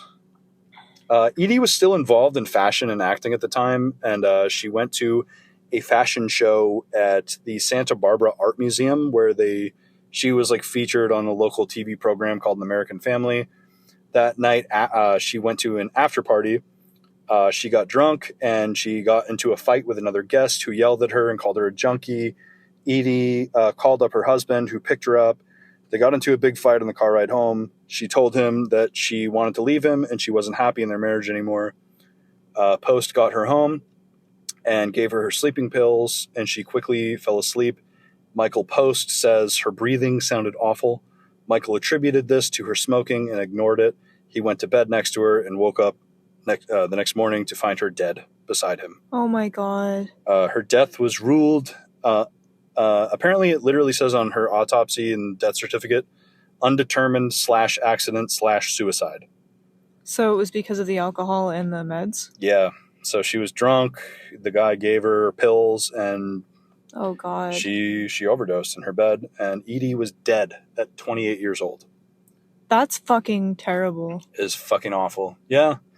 And I mean, it fucking sucks, but this guy, I mean, maybe the guy just didn't know better.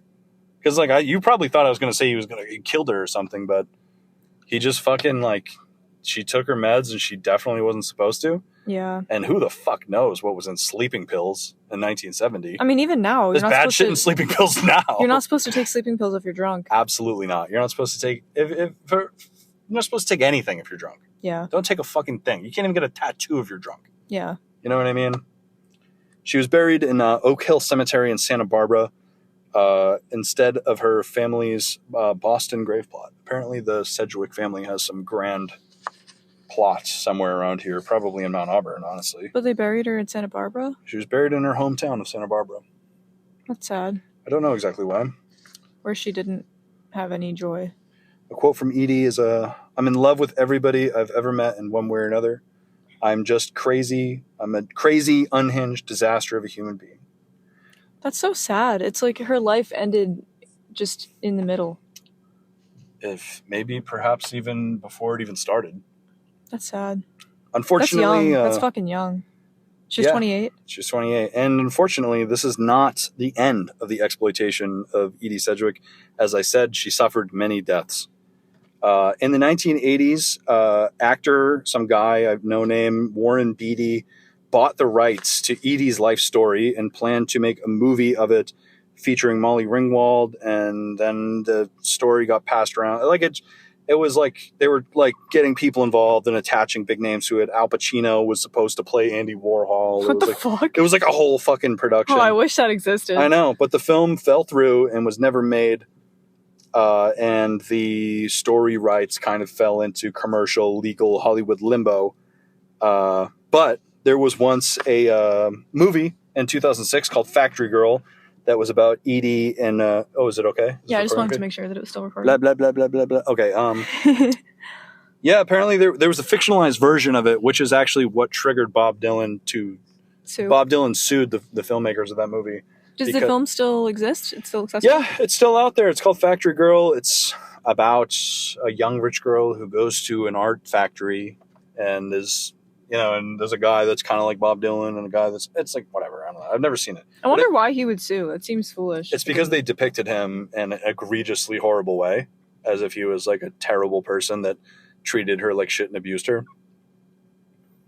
Yeah, but doesn't suing kind of make it seem like he did it? Yeah, Bob Dylan actually is very litigious. He's known to have sued a lot of people. Actually, we talked about this the other day, but there's a lot of famous Bob Dylan lawsuits of him suing people for various things. That's a Wikipedia rabbit hole I'm going to have to go down. Like, just a list of Bob Dylan lawsuits. That probably exists. I'm sure. I mean, if you're that famous, like, I bet his record label just sues people for copyright shit. Like, there's probably a lot of legal shit that happens when you're that like, notable or whatever. Huh.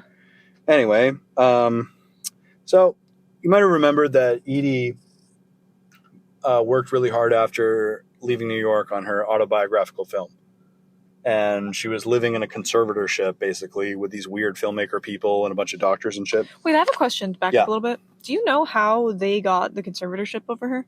Like, why wasn't it her family? I don't know. I mean, the thing is, I kind of use that word. She wasn't, like, I don't know if it was legally a conservatorship, but she was living with these filmmakers under the care of a doctor and nurses. So it was like, I don't know if it was legally a conservatorship, but maybe I should say that's my characterization and my opinion. Yeah. But these people were they were like running her life. They were like her surrogate parents making this movie with her, with their doctors and meds and shit. It just didn't, I don't know, the way it was, I read about it, it didn't seem right. It seemed a little weird. Okay. So it's a little weird. So you may remember she made an autobiographical film.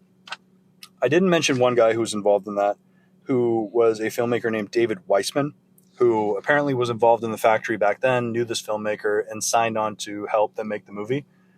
I'll just read it, but anyway, I'll just say it a little bit. But basically, this guy had Edie sign a publicity contract. Okay. During the making of this autobiographical movie, where it stated that David Weissman, this filmmaker, owned the likeness, publicity rights, and story rights to Edie's life forever. Wow. This man made a contract that he would own her likeness, her story, everything she does, all of her everything, whatever she makes about Edie Sedgwick with her face in it, he owns the rights to it.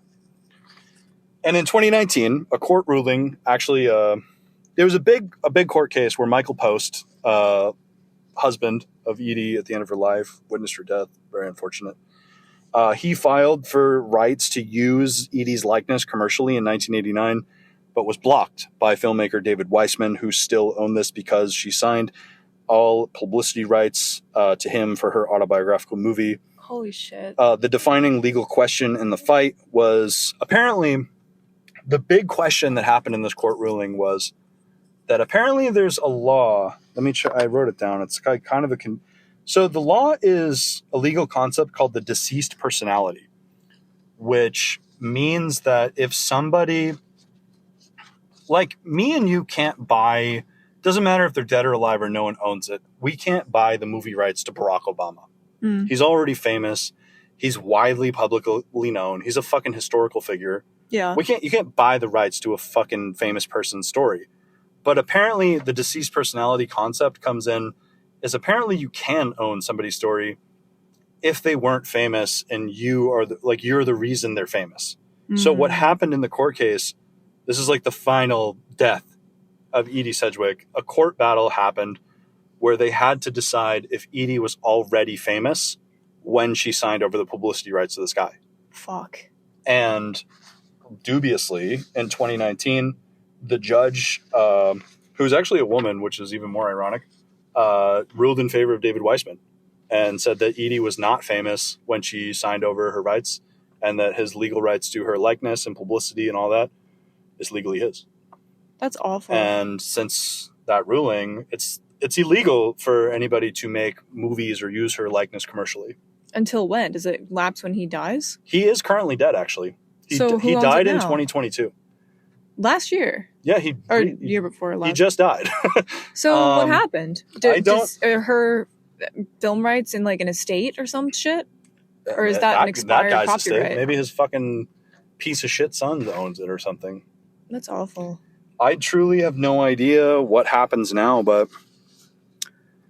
So, dear listener, never fucking sign a contract like that. Never fucking sign a contract like that. But what's just even more devastating about this is that it ended up becoming this awful final showdown many years after she died, where her her husband, and who knows who else.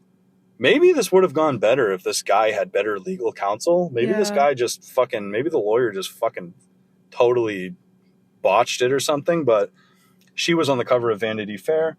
She was in countless art films. She associated with famous people. She was part of a famous family. She was practically a fucking millionaire. She was well known all over New York City, countless tabloids, TV talk shows, modeled. How in the blue fuck could anybody legally decide that she wasn't famous? And the Sedgwick Foundation didn't back his case? No. You know what's funny? Well, I don't think so. I think he solely, Michael Post, it was the plaintiff essentially. Do you think that I wonder what he wanted to do with her likeness. Maybe he was... Maybe he was a jackass too. Who knows? Yeah. Who knows what he wanted? Maybe he wanted to make t-shirts. Who the fuck could say what he was trying to do? But he tried to sue for the rights to be able to use her likeness, and he lost, and the right was sustained by David Weissman. Wow. Yeah. And it's sad. It's just... Yeah, and what's even more fucked up about it too is he actually has been spoken on panels and at conventions in his lifetime about the autographical film of Edie, and it's kind of like part of his film portfolio on IMDb and Wikipedia as like an accomplishment that he did, as like being the guy that told Edie Sedgwick's story. Yeah. And which is just kind of gross.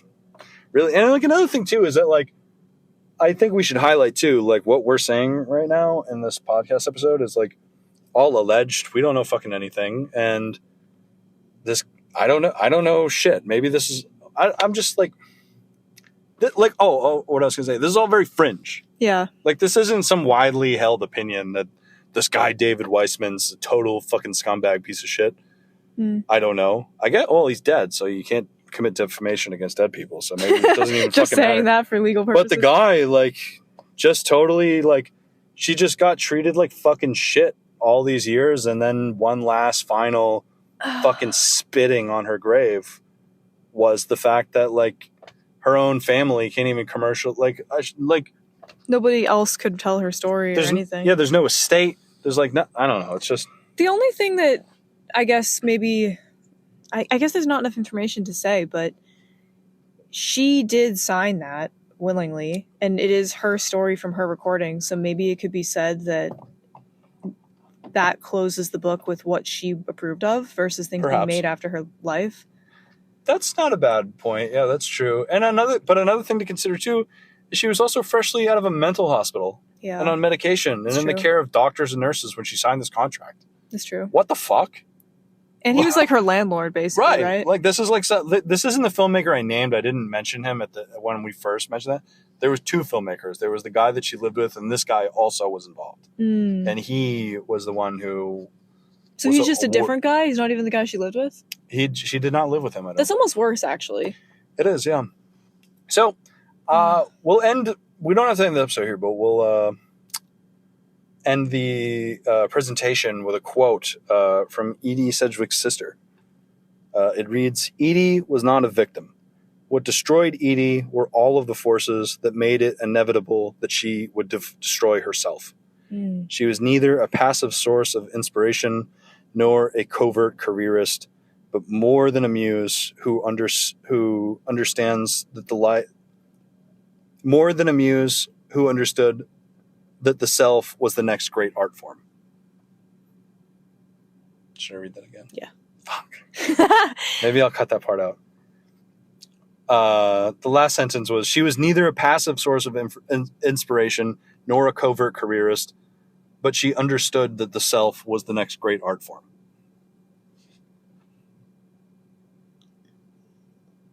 Does this not make sense? Okay, wait. Can you read the whole thing over again, and then we can cut that part and just do it as one audio clip? This is like taking the whole life out of the ending of it. We're gonna cut that whole thing. No, we're not gonna. It's okay. Just read it again. Edie was not a victim. What destroyed her were all of the forces that made it inevitable that she would destroy herself. She was neither a passive source of inspiration nor a covert careerist, but more than a muse who understood that the self was the next great art form. This isn't my fucking words. You know? I know that it's a weird sentence. This quote was probably something that was verbally said and then transcribed. There's also a spelling error in it by me. Anyway, I think she's just saying, like, Edie wasn't like some poor girl that was fucked over, even though she was, and she wasn't just a muse. She got something. Like, she understood what she was doing.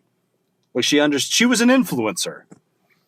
I think is what her sister is saying. I mean, another thing that I'll say too, though, is if she were a man and had the exact same story, it wouldn't be like he's some poor boy that got chewed up by Hollywood. Fair, actually. I think the fact that she was a beautiful woman on drugs is a big part of how her story is framed. And I think that's maybe what her sister is saying, that she was an artist and she was there of her own volition and she burned herself down. And she deserves that autonomy.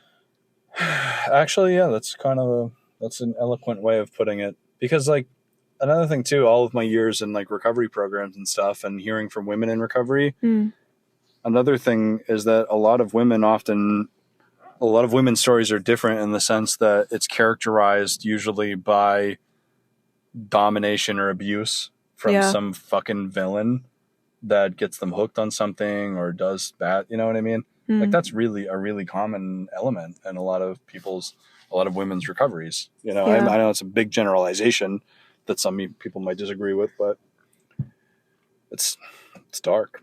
Yeah.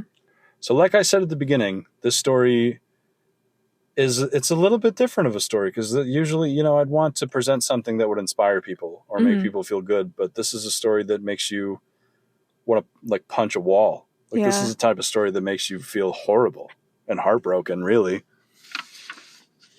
So it's like, I don't know what to take from it.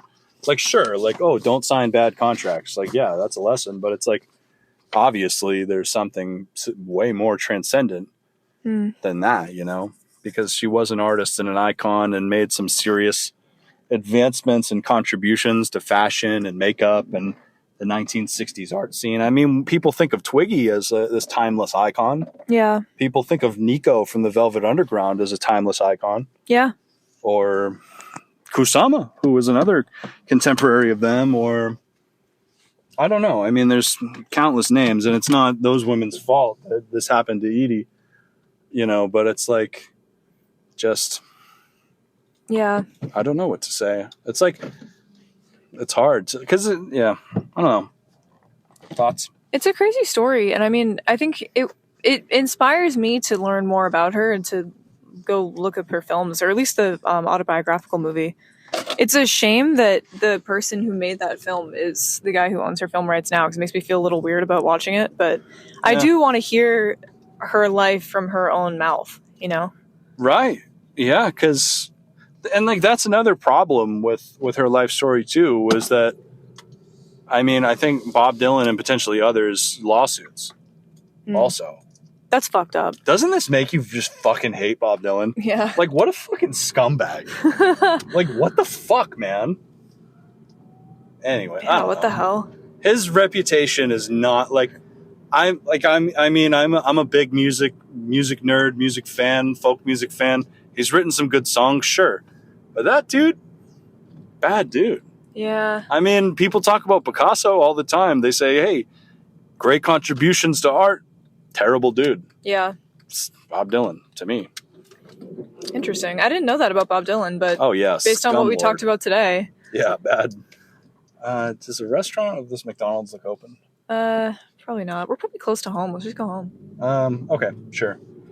But yeah, I don't know. It's like, I really wanted to get this. I didn't want to just do the Andy Warhol episode part 2. Yeah. Because I don't want to exhaust people on that subject matter. No, this is different. Yeah. I think it's good too to get into, like, I don't know. We talked briefly during the Andy Warhol episode about how he surrounded himself with these artists and creators that in the media at the time and in a lot of historical documentation, we look back at it, people just write them off as like they were crazy sexual deviants or on drugs or whatever. So it's good to really get into the meat of that and be like, who is somebody that was there that, probably was characterized that way, but also was an incredible talent and somebody that you should know about.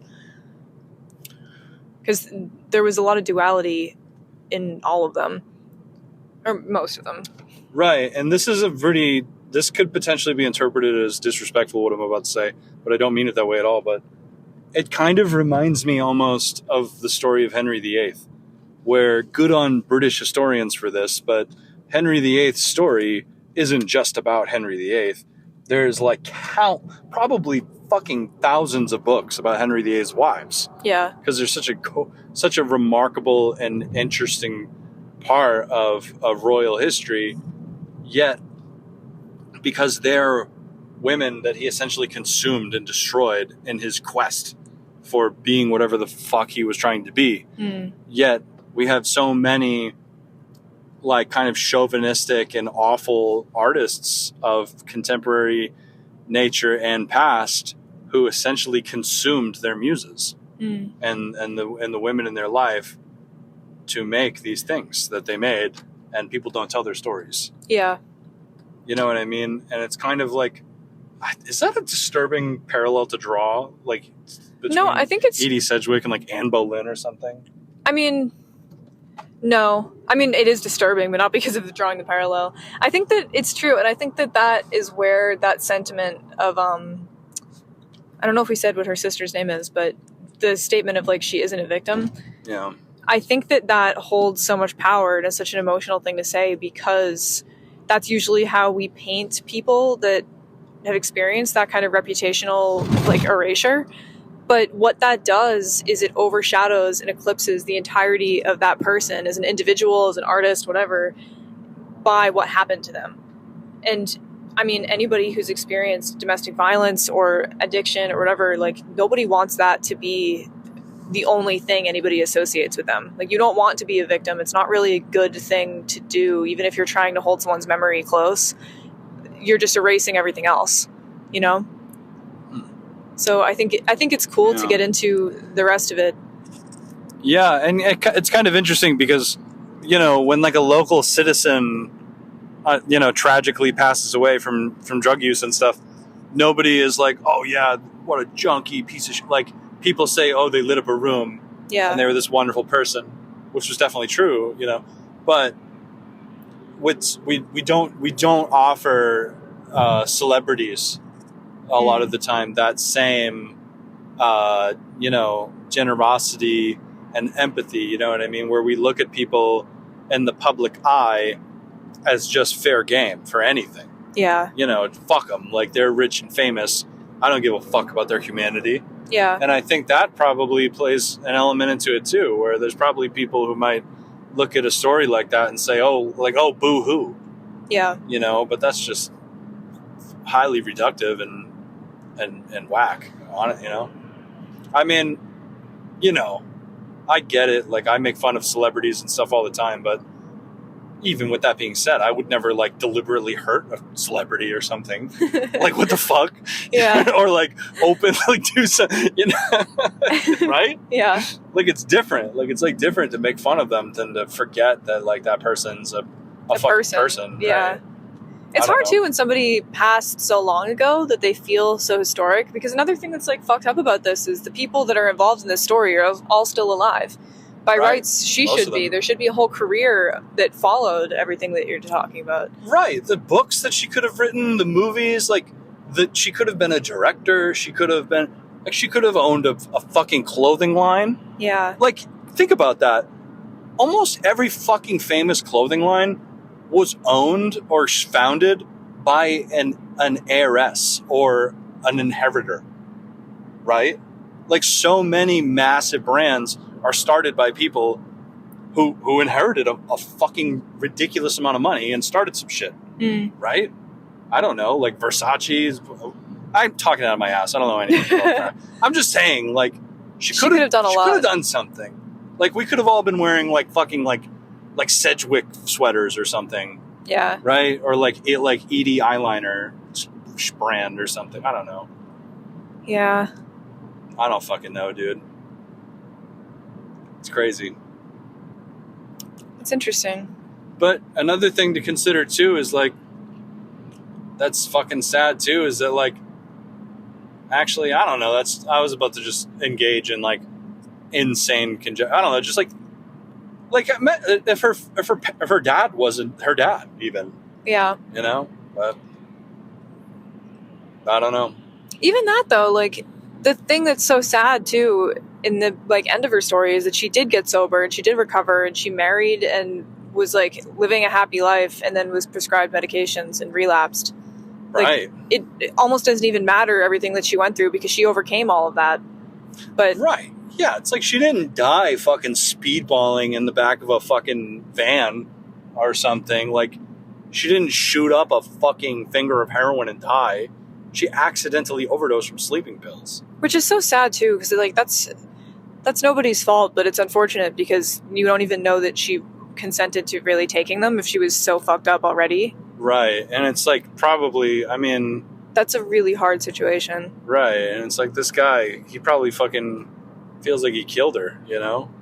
That's I'm actually I don't know if that guy's alive or not, but that guy might... if he's alive, he's probably not famous, and he's probably a regular person out in the world. Yeah. So, I mean, I don't want to, like, say anything, you know, I mean, he probably feels fucking terrible. Because that guy, mathematically, could be alive. Yeah. So, like you said, she should be alive. I don't know.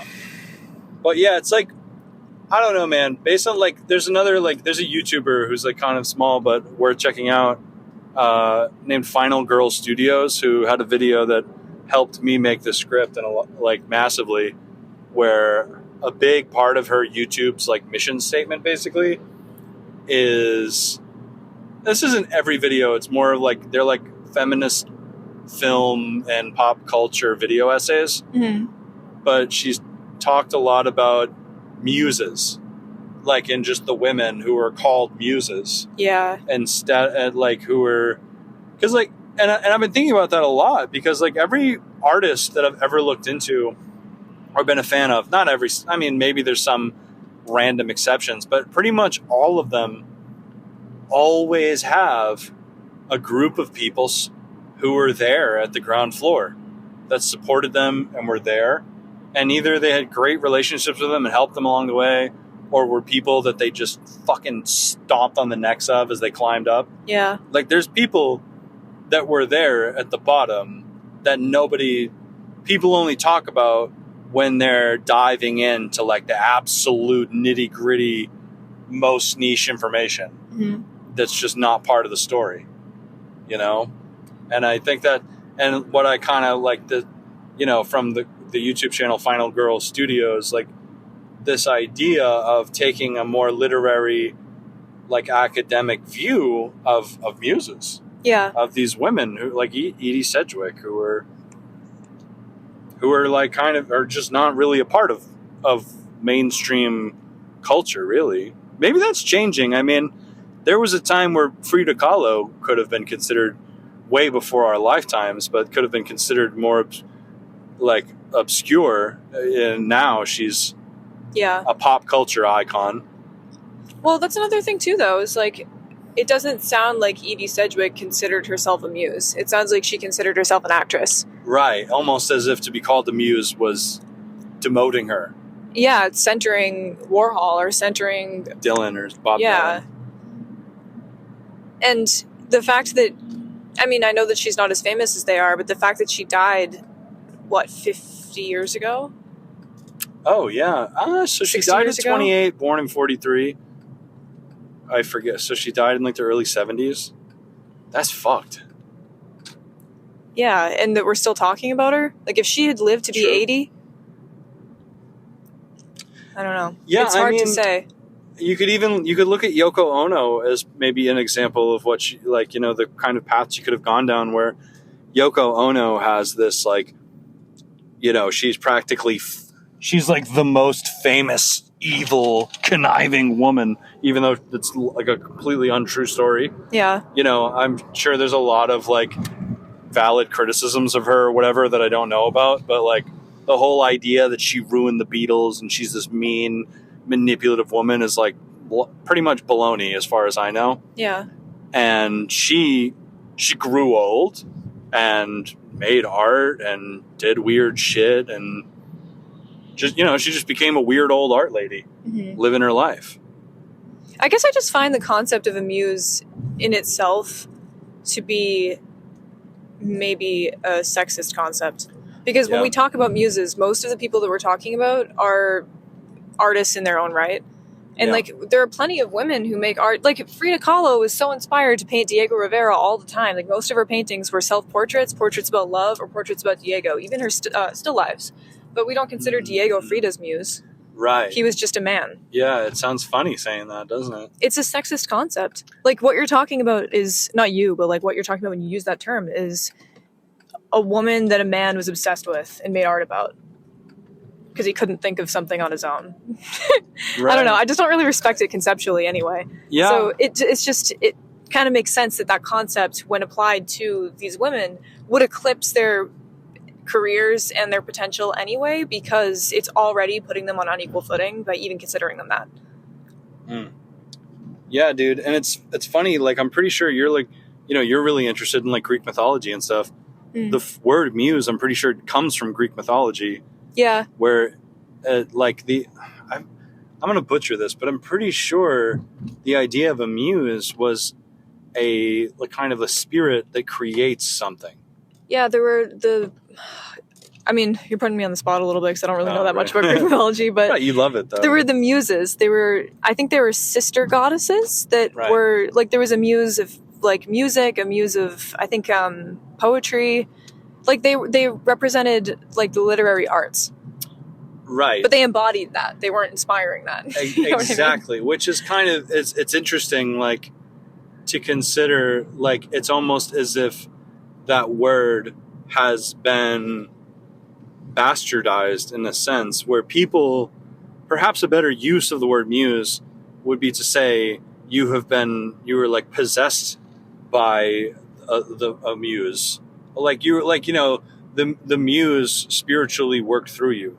Which, like, I think is what the root of that term would be. Right. It's like, they overwhelmed me. I was obsessed with her. She was like my muse. Right. Like the muse came down to me and blessed me with the power of art. And it was through her. It's like calling someone the Madonna. Yeah. Which is honestly just kind of creepy. I know. I've never used the word muse. I've never felt comfortable using it because I've always felt like it was just kind of a goofy thing to say. You're my muse, or that's. Well, I mean, you can call me that if you want. Right. Well, like, it kind of reminds me, like, that book your mom got me, Rick Rubin's, like, book about art or whatever the fuck. Mm-hmm. I've been reading it, and he refers to the same concept, but he says the source.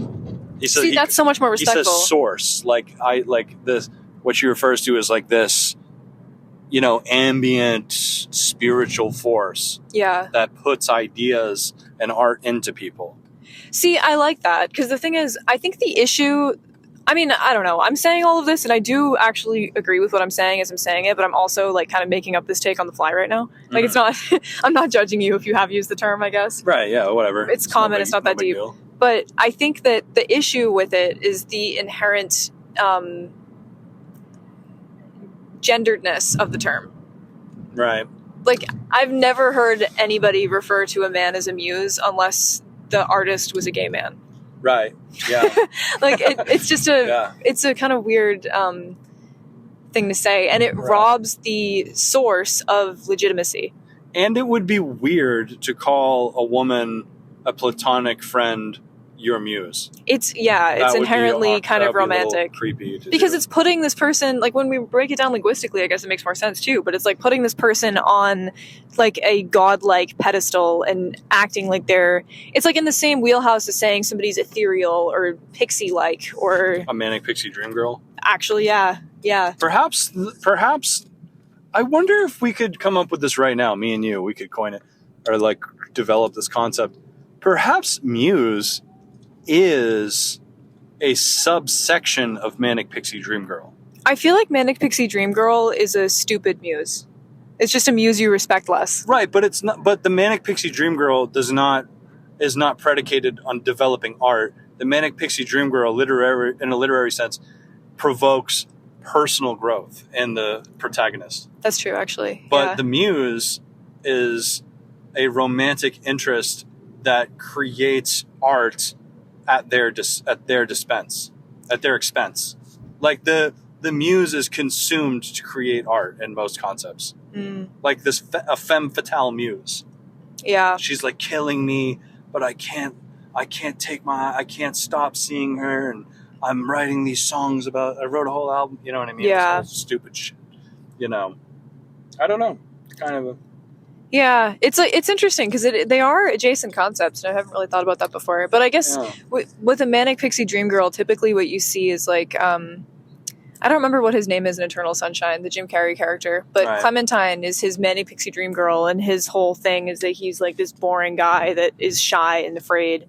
And like Ramona Flowers, that's the same thing with Scott Pilgrim. Like the main character that's looking at this girl is so inspired by her like Zooey Deschanel out of the boxness that it coaxes him into being brave enough to believe in himself and to try new things and to like get into music or something. Like he was some dumb loser until he met this girl, and then she is so carefree and so unaware of her surroundings and so like not caring what people think of her that she just is herself, and it inspires him to be that way a little bit, and then she disappears or dies or something. Where I think the muse is like, in order to even... It's like Mary Poppins. Yeah. Oh my God. Yeah. It's like Mary Poppins that you have sex with. Yeah. Oh my God. I'm only there when you need me, not when you want me. That's a line from it's not from Mary Poppins, it's from the other one. The live action one that's basically Mary Poppins. It came out in like 2006. Mrs. Doubtfire? No. Oh my God. No, but I think the thing about a muse is that another thing that's inherent to it is like the academia-ness of it is like someone who is not already an intellectual would not even recognize the muse as the muse. Like they're finding this diamond in the rough. They're so inspired by her. Nobody else sees how wonderful she is, and they laud her and give her the praise she deserves through their art. Which is, of course, deserving of her museness in every case. Wow. Like it's like a manic pixie dream girl, but we're both so fucking cool and smart also. I don't know. I feel like a lot of manic pixie dream girl stories could totally work if they just also include, like, not included. I feel like that's just kind of like a lame word to incorporate, but like almost like if the story incorporated the character development of the woman. Like I don't know, because there are manic pixie dream girl stories that are cool, right? Like that aren't bad books or movies, right? Yeah. I mean, I don't know. I think something that's inherent to the trope, though, well, it's a gray area, because I think there are some characters that are similar to those characters that are interesting, or those characters can be appreciated in a way of like, I don't know, like I kind of like stories like that sometimes because I appreciate seeing a character that is potentially neurodivergent, potentially mentally ill or whatever, but the reason that those stories never get into the meat of anything, and the reason that they're not as are we going home? Oh no, we don't have to. I'm aimlessly driving. Okay. I think the reason that archetype label exists is because part of a defining characteristic of that character is that you never really see her for who she is, because the main character can't do that to be inspired by her, because he has no sense of self, no sense of like social understanding, and doesn't understand how she exists the way that she does, which is why she's inspiring to him. Right. Perhaps it's not the manic pixie dream girl that is the problem, but it's the abuse of the trope that is the problem. Like people using the trope in a disrespectful way versus using it in the way that you just described. I don't think it would be that trope if the character was fleshed out, though. Oh, like that, where the manic pixie dream girl is in reference to the... Yeah, right, okay. Because a dream girl doesn't exist. To have depth and to have flaws and to be a wholly human character would be to not be a dream girl. It would be a normal girl with depth that's interesting. Okay, yeah. Like the dreaminess is because he doesn't get her and she's so crazy and has no fear or whatever. Like most of these characters are usually just like written as if they are like ADHD, autistic, or have depression. And that would be a much more interesting character if that was an honest depiction of that character, but that's not sexy. That's just normal, which is the trope. Yeah, and people don't want to like, and it's like takes like a lot of thought. It takes a lot of careful attention to incorporate themes like that into something that's supposed to be romantic or funny. But a good artist can. A good artist can. Like, I think, I don't know. Like, I could see somebody saying like, well, it's supposed to be funny and cute, not about mental illness. But it's just like, well, you know, maybe if you were better. Yeah. Maybe if this was a better story. And I think that there are examples of, I mean, I'm going to come up short here because I feel like I don't really watch a lot of romance right now. So I don't know that I have examples that I need. But I think that there are characters like Claire from Outlander is like a hot-headed, like she says whatever she's thinking kind of character. Sometimes she makes dumb mistakes. Like, she's very free-spirited, whatever. She could be framed as a manic pixie dream girl if the entire story was from Jamie's perspective and we didn't get any, like, character development in her. But she's more of a well-rounded character, and the story is from her perspective. Yeah. Or what about Mandy from Shameless?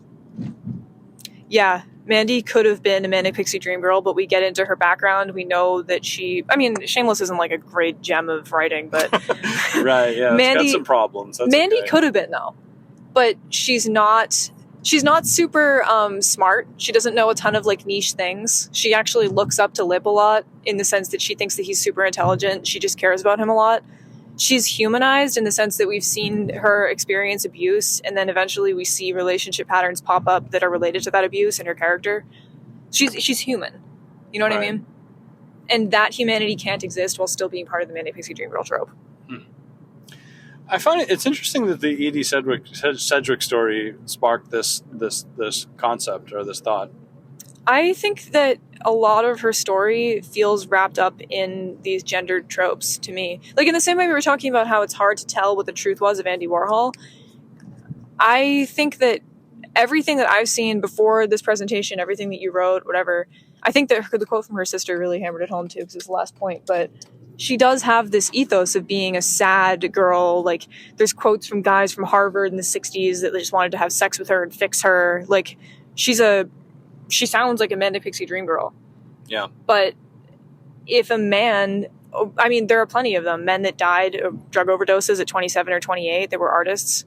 Is Kurt Cobain a manic pixie dream girl? Right. Basquiat? Yeah.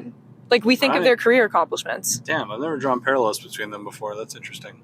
28 isn't really a young girl. It's not really waifish. It's not really, like, she was an adult woman with a ton of career accomplishments. It was on the cover of Vanity Fair. She popularized the mini skirt as a concept. Yeah, shit, like, dude. If I was on Vanity Fair, I'm 28 right now. Yeah. Are you a little boy? Are you a sad idiot. Little boy? No, I'm not. Yeah, that's true. I'm not like... No, yeah. I think... And it's interesting, too. That's why I was asking if the reason... That's why I was asking if the reason that she felt like the films made her look foolish is because she was being treated like a little girl. Because it sounds like she was kind of gaslit into that role for a lot of her life from before she even moved to New York. Yeah. Right. And like it kind of reminds me of the famous Bob Dylan song that's allegedly written about Edie, or is legally required to acknowledge that it's not written about Edie Sedgwick. Douchebag. Just Like a Woman. The chorus is like, I think it's she cries. No, it's like she cries. No. It's like she talks just like a woman. She blubs just like a woman, but she cries like a little girl. Yeah, what the fuck? Or some shit like that. Creep. Like a little girl. But yeah, go listen to those 3 songs. What is it? Pillbox Hat, Leopard Skin Pillbox Hat, Just Like a Woman, and Rolling Stone. Re-listen to those and think about Edie Sedgwick and just like it's like Bob Dylan's just pointing and laughing at a drug addict woman and being like, yeah, you bitch. Yeah. Ha. Serves you right. That's what he's doing. Yeah. I apologize for using that derogatorily in this context, but it was my hypothetical Bob Dylan. It wasn't you. It was Bob Dylan. It was Bob. I was playing a character. Anyway, but yeah, yeah, like, I'll have to go back and listen to those because I haven't really. I mean, I grew up listening to Bob Dylan, but I never was really listening to Bob Dylan. You know what I mean? And I will say, I had never even heard the song "Just Like a Woman" or "Pillbox Hat" before. Yeah, I'd never even knew that those songs existed because there's probably like 10,000 Bob Dylan songs. Also, wait, you said "Tambourine Man" earlier. Did he write that? I thought that was a cover. You know what? It could be a cover. I don't even know I've always thought that he wrote it. It's a good song. That's the thing. Like it's like Bob Dylan's he's a lot like Picasso. My mom used to sing that song to me when I was a little kid, but I used to listen to the Joni Mitchell version, I think. Right, yeah. That's a good version. Mr. Sure. Tambourine. Play a song. I'm like pretty fucking sure Bob Dylan wrote that, but he definitely was known to cover. He was definitely. I mean, that was a kind of sign of the times. Like fucking 70% of Johnny Cash's discography is covers. Yeah. You know what I mean? That was just a folk singer thing to do. It still is, really. Well, actually, I feel like we should talk about Bob Dylan in a different episode. Honestly, it feels disrespectful to look it up now. Yeah, fuck him. I don't know. Yeah. I mean, like I said, for all the Bob Dylan fans, I mean, he's got a lot of great songs. Interesting guy, sure, but I mean, are we really gonna be spineless? That spineless that we're gonna pretend like this shit didn't happen? Yeah. Like, don't be a bitch, dude. Like, we're grown up enough to look the stuff in the eye and still like the art, right? Like, come on, guys. You guys, for God's sakes, you like Harry Potter. Like, shut the fuck up. Oh my God. Yeah. No, that's all cool. That inspires me to look into the films of Edie Sedgwick. Yeah, I feel like a dumbass because not once did it occur to me while writing this whole thing that I should watch those movies. Because while doing the Andy Warhol script, because I have seen clips and snippets and stuff from those movies, I did not feel inclined to watch them at all. So I kind of assumed that the Edie Sedgwick ones were also like they just sucked or something. Just like unwatchable avant-garde garble. I like avant-garde films, but they are kind of hard to watch. I mean, the thing is too is that it can also get really fatiguing to watch movies from that time period too, because not just the black and white, but also the audio is can be so. It's just I don't know. Yeah. It's almost like film noir kind of stuff. Yeah. A lot of that stuff's great, probably, but it's it feels like it's reaching through time. Come on. I do want to learn more though. I knew vaguely that you wrote a script about Edie Sedgwick, but I didn't know what we were going to talk about tonight really at all. That's the only reason I did this one, because there's another one that you don't know about yet that I really wanted to do instead of this one. Oh, really? Yeah, but this one just had to get the fuck out of the way because I know that here's another thing too, is that I know how curious you are and how much you read about stuff.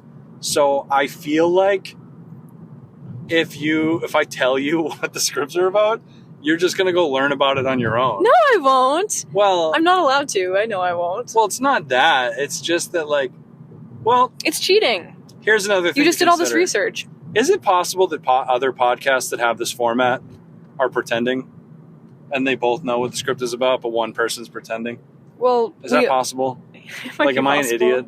It's okay. I like the reveal. I think it's fun. The only thing I wish though is that, in this instance, I would have wanted to have seen more of her artwork beforehand, so I could have spoken on it a little more. Because I can only react to what you're saying. I don't have any background information.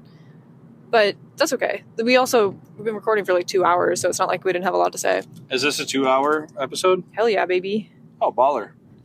Great. Yeah, good job. Well, thank you. I do want to add one last thing too, just because the reason I have, I think, a lot of thoughts on this as far as the gender stuff goes is I'm actually taking a class right now about psychology and gender, which for the most part has been dragging a little bit, but there's something I've been thinking about a lot, which is the concept of benevolent sexism. And I mean, I knew about that, but I didn't really think critically about it before, and I had to write an essay about it recently, so I've been thinking about it a lot in the last week. But it's the idea that hostile sexism is what we think of when people say sexist or whatever. It's like somebody being a total piece of shit, like indefensibly and loudly, abrasively. Like saying something fucked up about a woman because she's a woman, or saying that somebody who's pregnant should lose their job. Like saying something that's like indefensibly sexist. There's benevolent sexism too, which is much more common, and studies have shown that women are actually less likely to stand up against it because they're more inclined to believe that the person has good intentions. And it's when people say things like in a fight, somebody's like, "You're so cute," instead of actually talking to you about what you're upset about. It's saying, telling somebody at your job that they're beautiful when it's not really contextually appropriate, and you're not hitting on them, but you're also like, "Why are you saying that?" Or treating somebody like they're a little girl, like she cries like a little girl. That kind of thing. Right. Like, it's saying things that are rooted in the belief, saying things that are intended to be kind, that the person means in a nice way and isn't trying to be rude, but is rooted in the belief that women are inferior to men and that they're weaker or more sensitive or not as responsible, et cetera, et cetera, et cetera.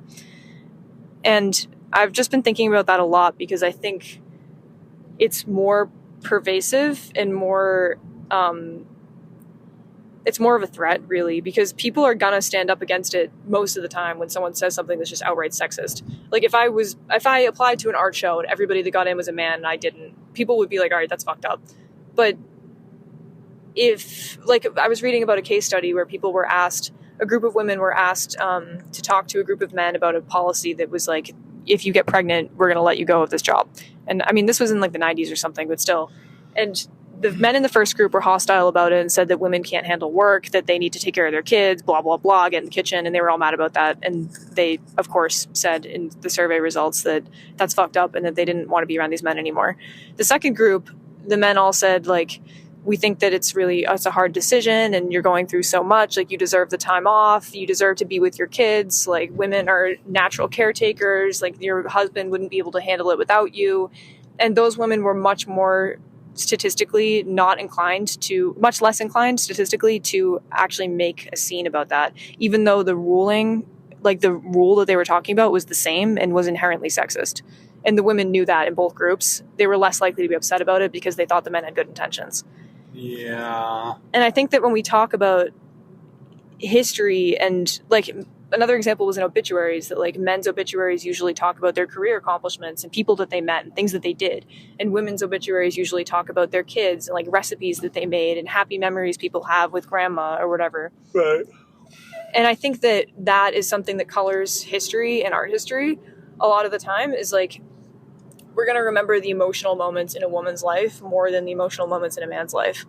And we're going to remember, like, she was struggling with addiction, she had abortions, or she had tons of kids and was a really good mom, or she was a really terrible mom, or whatever, more than we're going to remember the career moments and the things that were actually accomplished. And I think that that's something that femme artists struggle with while they're alive and that they're aware of, which is really difficult, and it's a psychological torture trap to even deal with when you're alive.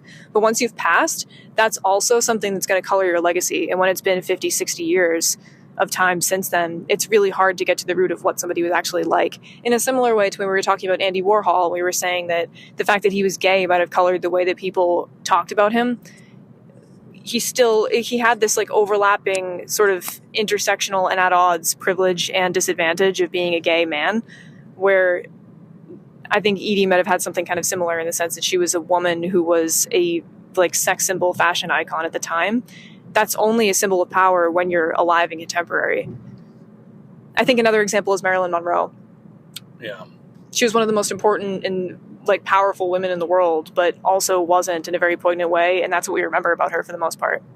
Yeah. How weird is that? Like Kim Kardashian's a fucking far cry from what Marilyn Monroe was. I mean, their role in pop culture is similar, like just famous, beautiful woman who is a model and promotes beauty product. I don't fucking know. Like, they're like similarly famous, but like, yeah, Kim Kardashian is like, has this like CEO, financially independent, like girl boss thing, when that concept couldn't have even existed in Marilyn Monroe's life. Yeah. Right. I think it's tough too, because like, I mean, God forbid, but if something tragic happened to Kim Kardashian right now, would we remember her that way still? That's an interesting question. If she like overdosed tomorrow, 30 years from now, would we remember her as a CEO, girl boss, like capitalism icon, or would we remember her as a tragic figure that died due to the oppression of like gender roles? Yeah. Unfortunately, probably the latter. Yeah, it's kind of interesting because this idea of like, oh, she was a victim of the times or a victim of misogyny, like it's like that's also like that's also a kind of demeaning, right? Yeah, I mean, like, it goes without saying, dude. Yeah. Everybody is. 50% of us are, so don't waste breath on it, I mean, I don't know, that's controversial, but there's a lot more. I think that context and that backdrop actually puts way more power behind the accomplishments that she did achieve. Talking about Edie Sedgwick. Yeah. Like being somebody that's struggling with active addiction, coming from a horrible family background, she had financial family support and maybe a relationship with her siblings, but no backing from her parents. Like just like so much like heaviness in her life that should have led her to a really terrible outcome, honestly. And she was still college educated. She was still acting and all this stuff. She was on the cover of Vanity Fair. She went down in history, and she died young, unfortunately, from an accident. It wasn't, I don't know. It's sad that was the ending, but I think there was a lot in the middle. Yeah. Especially when you compare it to like her siblings, that she had 2 siblings before she passed away, that one of them committed suicide and the other one maybe committed suicide or was in an accident. Yeah. Like it was very possible that she could have met an end like that before she accomplished anything. Yeah. And I mean, with the way shit was going, it's a wonder she didn't really. Like she actually sounds like a very strong and like capable person. Yeah, that's the thing too. That's like interesting is like, I like she's often colored the same way that we look at all the other factory stars, where like the idea of like looking at some, like every single Silver Factory movie star from back then, they all seem to have Wikipedia pages, but the type of Wikipedia pages that don't have a picture and it's one paragraph that says they were at the Silver Factory. Yeah. That's pretty much all of them. And to say, oh, they were a Silver Factory superstar, that means that they were an absolutely out of control, zany, unhinged, wild drug addict. Yeah. That's like what that basically means. Like there's no Warhol superstars that were like, oh, well, a well-rounded, well-adjusted intellectual that went on to publish books. Yeah. And raise children. Like that didn't, I don't think that's fucking any of them. Like they all died. And it's like, and it's kind of interesting because I was on my way to make the point that Edie Sedgwick is unfairly lumped into that all of those people, but all of those people are unfairly lumped into all of those people. Yeah. Because sure, a lot of the folks back then were just there for the drugs or were there to sell drugs or something. But like we talked about in the Andy Warhol episode, those people were artists. Yeah. And dancers and musicians. And I don't know, it's like, it kind of makes you think of like this like infinite conversation of power dynamics and art and stuff. And yeah, it's like, I don't know, did Andy Warhol have a responsibility to those people? Did he have some kind of responsibility where he shouldn't have let them do all those drugs? In a perfect world, but I don't know. I think it's tough because another thing too that's like, I don't know, controversial statement right now. Because, like, I don't know, everybody should take care of themselves and do what's healthy for them. But sure, I think that sometimes the fine arts world can have such a stick up its ass about drug use. Like, name me one rock and roll star from music history who wasn't a drug addict. Yeah, probably like less than 1% of them. Are none of them valid? They're not artists. They're not musicians because they did drugs. Like, what the fuck? Are we serious? Yeah. A lot of them aren't valid because they just fucking sucked. I know. Like fucking like Axl Rose or something. Yeah, fuck man. Like, I think that there's completely separate circles in the Venn diagram of personality. Like, it just doesn't mean that you're good or bad ethically or artistically to be on drugs. It's just another thing that is a fact. Yeah, and it's like in regular culture, like we're kind of like people like it's a pretty new thing. Like it's almost like a 2010s thing to like activism to end the stigma of drug use Yeah. and harm reduction, like this is a new concept. Like we're some of the first a generation of adults that think about that, and people, and that's like that isn't like a crazy like out of this world notion. Yeah. Like, hey, respect that guy even though he's on drugs. Like he's human. Like, you know, I don't know. Like another thing, like even it's also really, really common for people who pass away from drug overdoses that a lot of the times the families will omit that from obituaries. Yeah.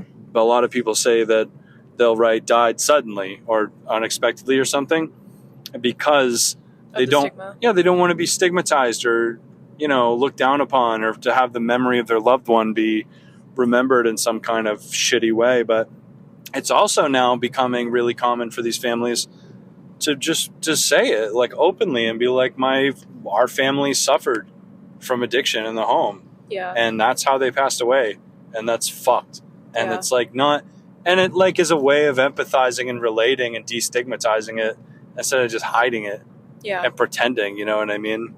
That didn't happen, because that's fucked up. You wouldn't conceal the fact that somebody died from cancer. Yeah. But you like would. It was some kind of moral failing. Yeah, you would if cancer was like stigmatized. Yeah. And I think that stigma, when we talk about like artistic legacy and like validity of the creations of somebody that's on drugs, like I think if you unpack it a little bit more too, some of that stigma is just like the implication that somebody that's on drugs, I mean, I feel like what I'm about to say might be offensive, but I'm saying that it's not a good thing. But like the idea that person might not be intellectual or intelligent and on drugs, like I think fine art and like avant-garde art and film and whatever, like there's sort of a pre-assumption that in order to get it or to do it well, you have to have some kind of intelligence or academic background to be able to like get it. Like there's a level of getting it and you have to be kind of in to understand it, you know, which I don't really agree with anyway, but that's just the ethos of fine arts. I think is there's some level of that, like there's required reading, where rock and roll music, like hardcore, whatever, there's sort of like the talent and the craziness comes from being a fucking crazy person. Like you're such a badass, like you're so cool, and you don't have to be intellectual to be that. You just have to be like real shit, you know? And you can do that while you're fucked up. And sometimes, depending on what time period, what kind of music, like whoever the audience is, being fucked up can make you more that. But I don't think that the same is true in fine arts, which is just an interesting thing to observe, because I think that fine arts historically erases that. Like we talked about in the Andy Warhol episode, of like, he was a genius that hung out with drug addicts every single day and also bought drugs for them and did the drugs. But it was for intellectual, philosophical reasons. Like, why is the word genius and the word addict, why are those at odds? Right. Yeah, I personally feel like I'm putting genius right up there with muse. Yeah. Where it's just a myth. It's just a stupid word to use. That's true. It's like saying someone's a genius to me is like saying like they're like some like without fault, unstoppable alien intelligence. It's like no one's like that. Which might be Albert Einstein wasn't fucking like that. Yeah. He was. I don't. Whatever. Which might be where the conflict lies, though, because it's like I think to think that somebody intelligent can't use drugs is kind of an othering perspective of like could never be me kind of thing, you know? Or like people that like they didn't do drugs, they were sober and they hung out with drug addicts to get the perspective of somebody who was on a different plane. Like, what the fuck are you talking about? Right. Some of them, the most like lauded and celebrated literary icons in the fucking universe were vicious drug addicts. Yeah. Like David Foster Wallace, author of Infinite Jest, the most blowhard intellectual dumbass book in the world. Yeah. Was addicted to heroin. Fact check me on that. I don't remember. Or Charles Bukowski was a huge drunk. Yeah, drunk every fucking day of his life from the time he was like 9 till he died, probably. Actually, I also made that up. I don't know if that's drinking is actually a weird gray area with fine arts, I think, because everybody drinks like ruthlessly, even now. Like free wine at gallery openings is still standard. So right, yeah, I mean, drinking. I don't know. Yeah, we definitely give a pass to the alcohol. But drugs, I feel like people are very stigmatizing about, and they don't. I don't know. I guess if you really split hairs, it's a little bit complicated, but I think that there is that element of like, if somebody is a drug addict, they must be a fool, and you can't be an artist if you're a fool. So, and it just is not true, and it's so fucked up to think that, and it also creates this bubble of like either putting artists on a pedestal and erasing that part of their identity, which is not really, from a historical documentation perspective, is just like not genuine, and also takes away from us the opportunity to learn more from their biography. But either that or just completely discrediting the artist, which is worse, really. Yeah, and another thing too is that when people die from drinking, we feel so bad for them. Yeah. Like, it's like, holy fuck, like that sucks. Like, yeah. Like everyone just feel like it's so sad because it's an accident. Yeah. You know, but they don't, you know, it goes without saying, like, people don't give that same generosity to somebody who is, you know, accidentally did fentanyl molly or something, you know, which isn't right, or you know, or they were IV drug using or something. Yeah. But yeah, the alcohol it's totally chill. It's like, oh, you know. And the reason that I think I'm harping on a lot of this right now too, I tried to say this when we were doing the Andy Warhol episode, but I got caught up in my words and I don't think I expressed it the way I wanted to. So I'm a little happier where we're at right now. But I just think that this is one of those things that I like to caution the listener to, of when you're reading historical biographies of anybody, not just artists, but you really read between the lines on what you're reading, because there's so many overlapping stigmas and prejudices in the documentation from the people that were documenting it at the time. Like we said last time, it's like firsthand accounts, reporters, critics, journalists, like there's so many people that these stories are filtered through. It's like an oral history, even if it's something slightly contemporary like this, right, that completely changed the vibe of a person. Like when you're like, I mean, we talk about this with our interviews where we try not to edit them. We try not to put too much of a slant on what the person is talking about, because we're trying to capture that pureness of what the person was really like. When you don't have video recording, when you don't have extensive documentation of that person from their own mouth, that vibe and that energy and that like intensity or gentleness or like intelligence or like, I don't know, the things that make a person actually a person and that build someone's identity can't be captured if it's a person telling you what someone else told you, what someone else told them. You know what I mean? And that's what history is built on. So it's really important to be critical when you read this stuff, even if it is from a quote unquote firsthand source. Yeah, People are complex. And I will say too, like some of the sources of people from Andy Warhol's world that said the stuff about Edie and the Bob Dylan stuff, the guys who said that were also degenerates. Yeah. So it's like, I believe them. Like, what incentive do they have? You know what I mean? Like, those guys, like, weren't... Oh, the ones that said that there was an abortion and stuff? Yeah, like, I fucking believe those guys. Like, why would they lie? Why would they lie? They said worse stuff about themselves. Yeah. Yeah. You know what I mean? Like, anyway. That's true. But yeah, that's... I wonder, too, how many of these sources were women? You know what's fucking crazy? Actually... Was it none of them? Now Except the sister? if I'm, like, thinking really hard... So, every like, YouTube thing I watched and read about... Like, pretty much all of the coverage that I found about Edie were by independent women journalists. What were their sources, though? Like, contemporaries? That's the thing. I was finding... I wrote the script like a month ago now, so I'm kind of like losing. I'm sorry, I'm like really pressing you right now. It's okay. I'm missing some pieces, but a lot of stuff about Edie Sedgwick's life are from Andy Warhol historians or Bob Dylan people. Yeah. Like people documenting both of those people.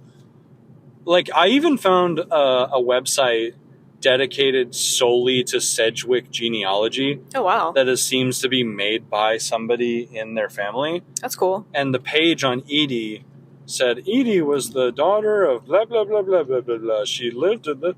And also, it seems that there's a lot of newfound public interest in her. Oh, wow. Like, it was just completely no information. It was like, she was a daughter of this guy. See, that's she's something famous. That's something that interests me too, because when, I don't know, this is more my own personal preferences, I guess, when reading about historical biographies, but something that stuck out to me a lot when you were talking about Edie is that she was being characterized as this like fucked up wayfish girl with like no real friends, like nobody looking out for her or whatever, and like all these guys just wanted to sleep with her, and she was known as so broken or whatever. But then it's also mentioned that she has siblings that she was close with. She has a sister who knew her very well, knew intimate details of her romantic relationships. She had friends that were advocating for her. She, like, it doesn't seem like it lines up. You're totally right. I'm kind of wondering if this is a fault in my research or a fault in the greater picture of research. It could be a fault in the greater picture, because something that I would be interested to look up, maybe we could do we could touch on it in another episode just quickly. Edie Sedgwick, you're right, she had to have a fucking, like, at least a couple girlfriends. Well, that's what I was going to say, is I think something that tends to be a defining, I mean, I don't know, call me out if this is problematic to say, but I think that when a woman who is known for aesthetic beauty, especially a straight woman, which it sounds like she was, like a fashion icon, a model, an actress that is known as like, I just think it's strange that all of this documentation comes through her as an accessory to men versus being sourced from women that she knew, or colleagues, other models, other actresses, like her sister. There were women that knew her, that knew the details of her story in a more intimate way than somebody that was researching Bob Dylan or researching Warhol. And I think that maybe because she wasn't that famous at the time in the same way, like wasn't personally famous, was just famous for her work, maybe those stories didn't get documented because people don't fucking interview women, at least in the time period that she died in. But I think that that's interesting, because when you talk about somebody that is, like, there are characters like this, or people in real life like this, that are women that are known for their beauty, they're known for their looks, they have these tragic stories, like addiction stories or whatever, and the missing link in what really puts them, I think, in a danger zone is when there's no other women in their life, because there's nobody cautioning them about the things that they're falling into. And it doesn't sound like she was in that demographic, which makes me think that there's more to her story, more depth to her story. And I think that statement, the closing statement from her sister of like, she wasn't a victim, she was just empowered to, I'm paraphrasing, but empowered to destroy herself. That sounds true to me for that reason.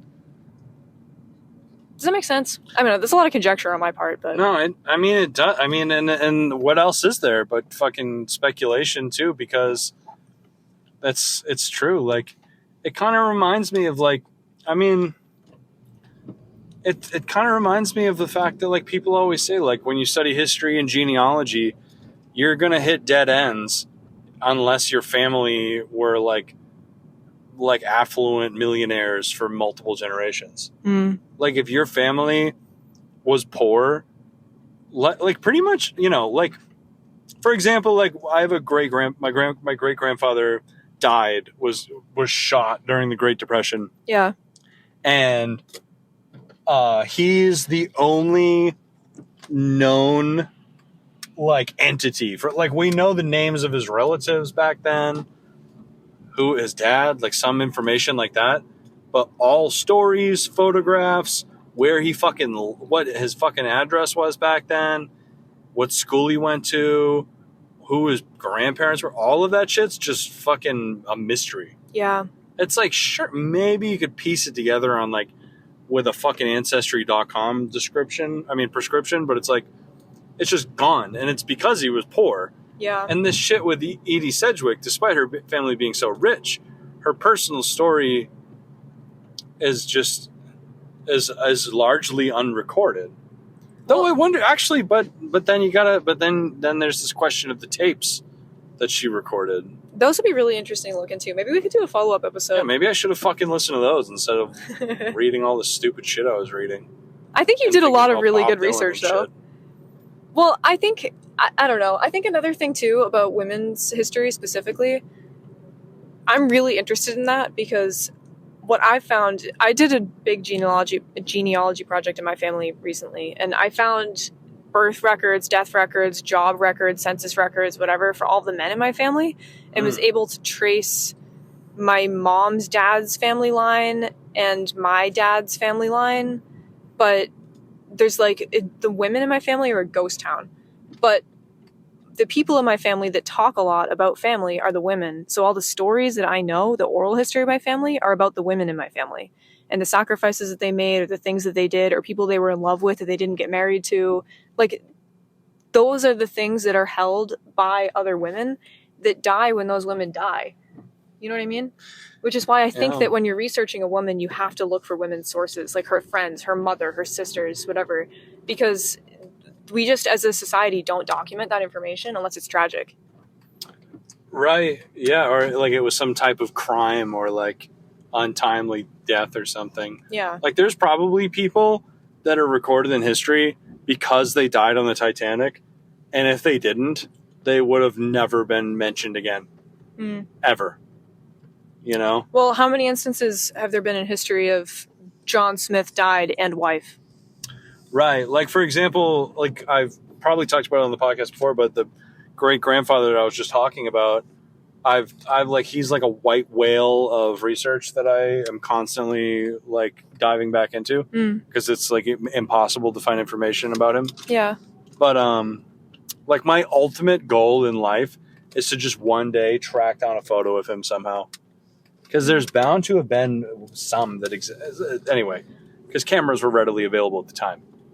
Anyway, but I found out recently, I didn't even know this, but he had like 3 sisters. Yeah. And they're just not fucking... Like, I found one of them. I was like, wow, she has such a unique name. Her name was like... I was like, wow, a woman named like... I don't know. I was so confused because her name...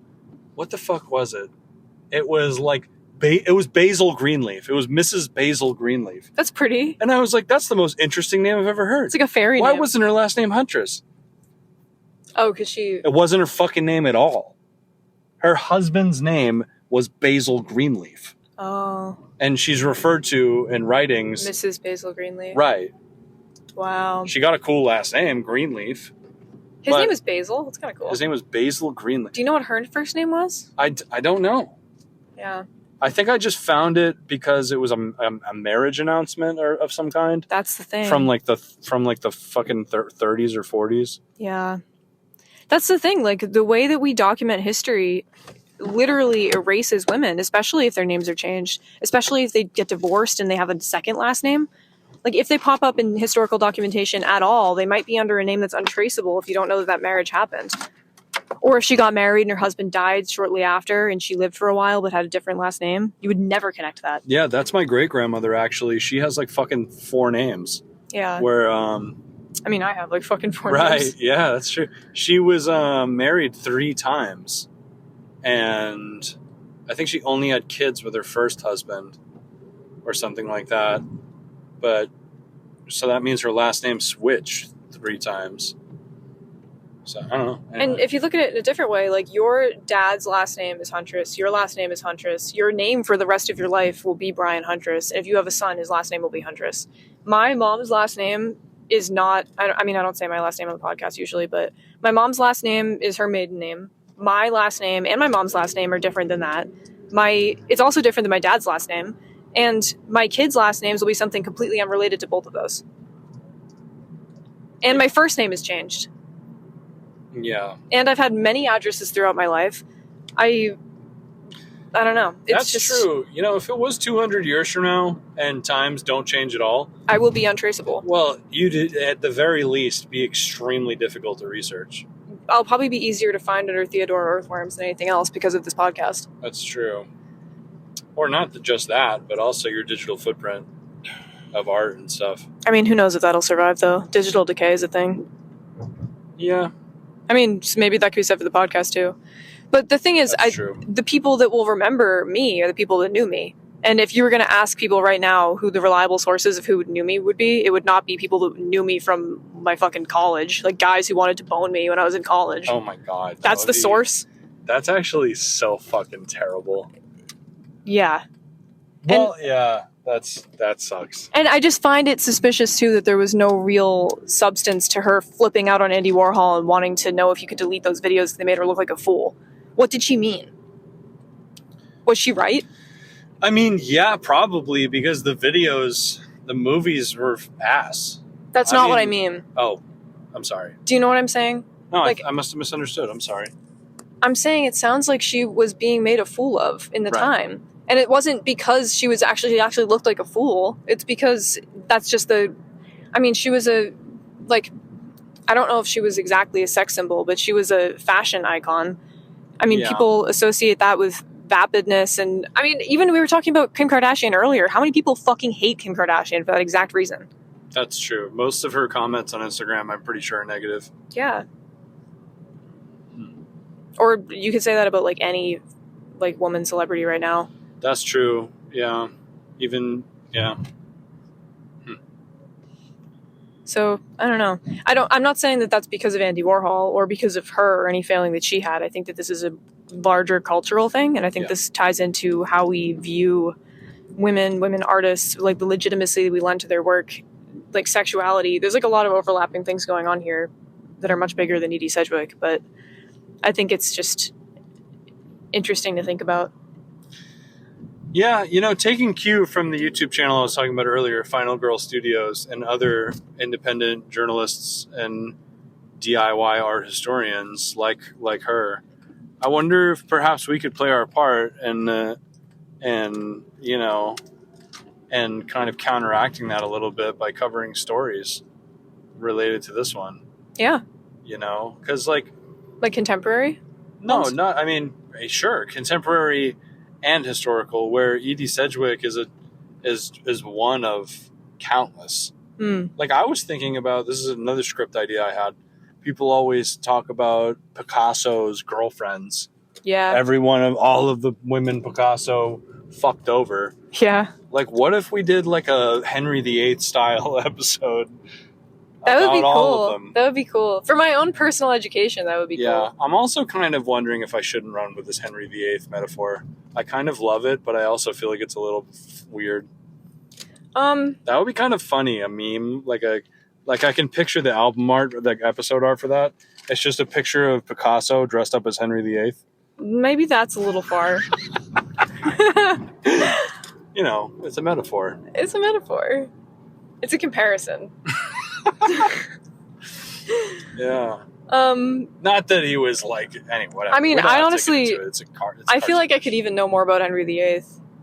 Yeah, that's true. I've learned a lot about Henry VIII, and if I could simplify it in any way, I would say that he is a serial killer that nobody called a serial killer. So maybe that's a little bit severe for Picasso. Yeah, but not. Absolutely too far for Picasso. Yeah, no. Henry VIII is only if he wasn't a royal family member, king of England, would be remembered as a fucking vampire serial killer. In my opinion, wouldn't they all? Yeah, he was literally Harvey Weinstein fused with Joffrey Baratheon from Game of Thrones. I think people do remember him that way now. Right. Yeah, that's true. Well, I guess they must have then too. Yeah. If we remember them now. Well, yeah, people. Yeah. It was documented. I think he was the type of king that you got instantly beheaded if you even glanced the wrong way type deal. Slay. Literally. Yeah. Ha ha ha ha. Yeah, and Picasso, and there's a documentary that maybe we could watch together that I'm pretty sure covered the exact subject matter that I was just talking about, that was focusing on Picasso's romantic endeavors solely. I was going to say, it sounds familiar, but I think we talked about it too, so I didn't know if that was the thing. It's funny because I watched it years ago, and I have been trying to find it again recently, and I can't. It used to be on YouTube, and now I can't find it. And I can't remember the title. I wonder if I could try to dig it up. Yeah, maybe it's on JSTOR or something. I also feel like I don't know a lot about Picasso's muses, but I think some of them were artists, weren't they? Yeah, artists, painters. dancers, models, ballerinas. That's a shame. I don't even know any of their names. People generally don't. Because it's literally the exact same story as Andy Warhol, where it's one person who is immensely famous with tons of people that were there at the beginning. So, and another thing to consider, Picasso's story was extremely long, where it started you know, in like fucking 19 fucking tens, like, you know, Paris or some shit, or whenever the fuck that was, and goes all the way until he like dies in like 19 fucking 78 or something. Wasn't it even more recent than that? I have no idea. I know that he's like a lost generation, like, you know, early 1900s guy that lived until colored photos. Do you want to know how long we've been recording? I'm going to Google this. But is this another 3.5 hour? It's 2.5 right now. 2.5? Yeah. Good. Yeah, we should. At least the most. I feel like what's Picasso's timeline? 1881 to 1973. There you go. I was pretty much on the mark there. 1881. Yeah, he was. His generation is called the Lost Generation because, kind of similar to Iraq, actually, it was like a generation of young people at the turn of a century that were all deployed to a largely pointless bloodbath war. And then a pandemic also wiped most of them out. So his generation were like these young peoples that were like supposed to be like, you know, so much hope and excitement in the new century. And then they were like, you know, just totally fucked and like just became like these bohemians that just were like, you know what, fuck it. Let's just all get drunk all day and paint. Right on. Yeah, I guess. Yeah, we're gonna do Picasso soon, actually. Okay. We'll do Picasso. Well, I think it's time for bed. Yeah, my mouth and throat is so fucking dry because I haven't taken a sip of water in 2 hours. Me too. I'm hungry too. We've been talking the entire time. You did a phenomenal job with the script. Aw, thank you. I just want to say, too, as a disclaimer, we are not historians, and they know. And fact check when you go to repeat something you heard here to tell your friend, Google it first. Yeah. Because I might have just totally fucked up. Did your neighbor drive into their porch? No, I think they removed that panel so they could park close to their house. Oh, that's crazy. Yeah, it's a good idea. Anyway, all right, guys. Thank you so much for listening. I forget some of my sources, but check out the ones that I mentioned. Thank you, Theo, for listening and for your wonderful commentary. Rest in peace to the memory of Edie Sedgwick, and fuck that weird piece of shit that tricked her into selling her publicity rights. And also, fuck Bob Dylan, fucking dumbass. I mean, like I said, Harry Potter, the Harry Potter situation. All right. Anyway, all right, guys, thank you for listening. We'll talk soon, everybody. Bye-bye. Boston Art Podcast is an independent DIY production by Brian Huntress and Theodora Earthworms. The information contained in this episode represents the views and opinions of the original creators or our guests, and does not represent any institution, organization, or business. Find us on Instagram at Boston Art Podcast, and tune in for a new episode every Friday. Thank you for listening.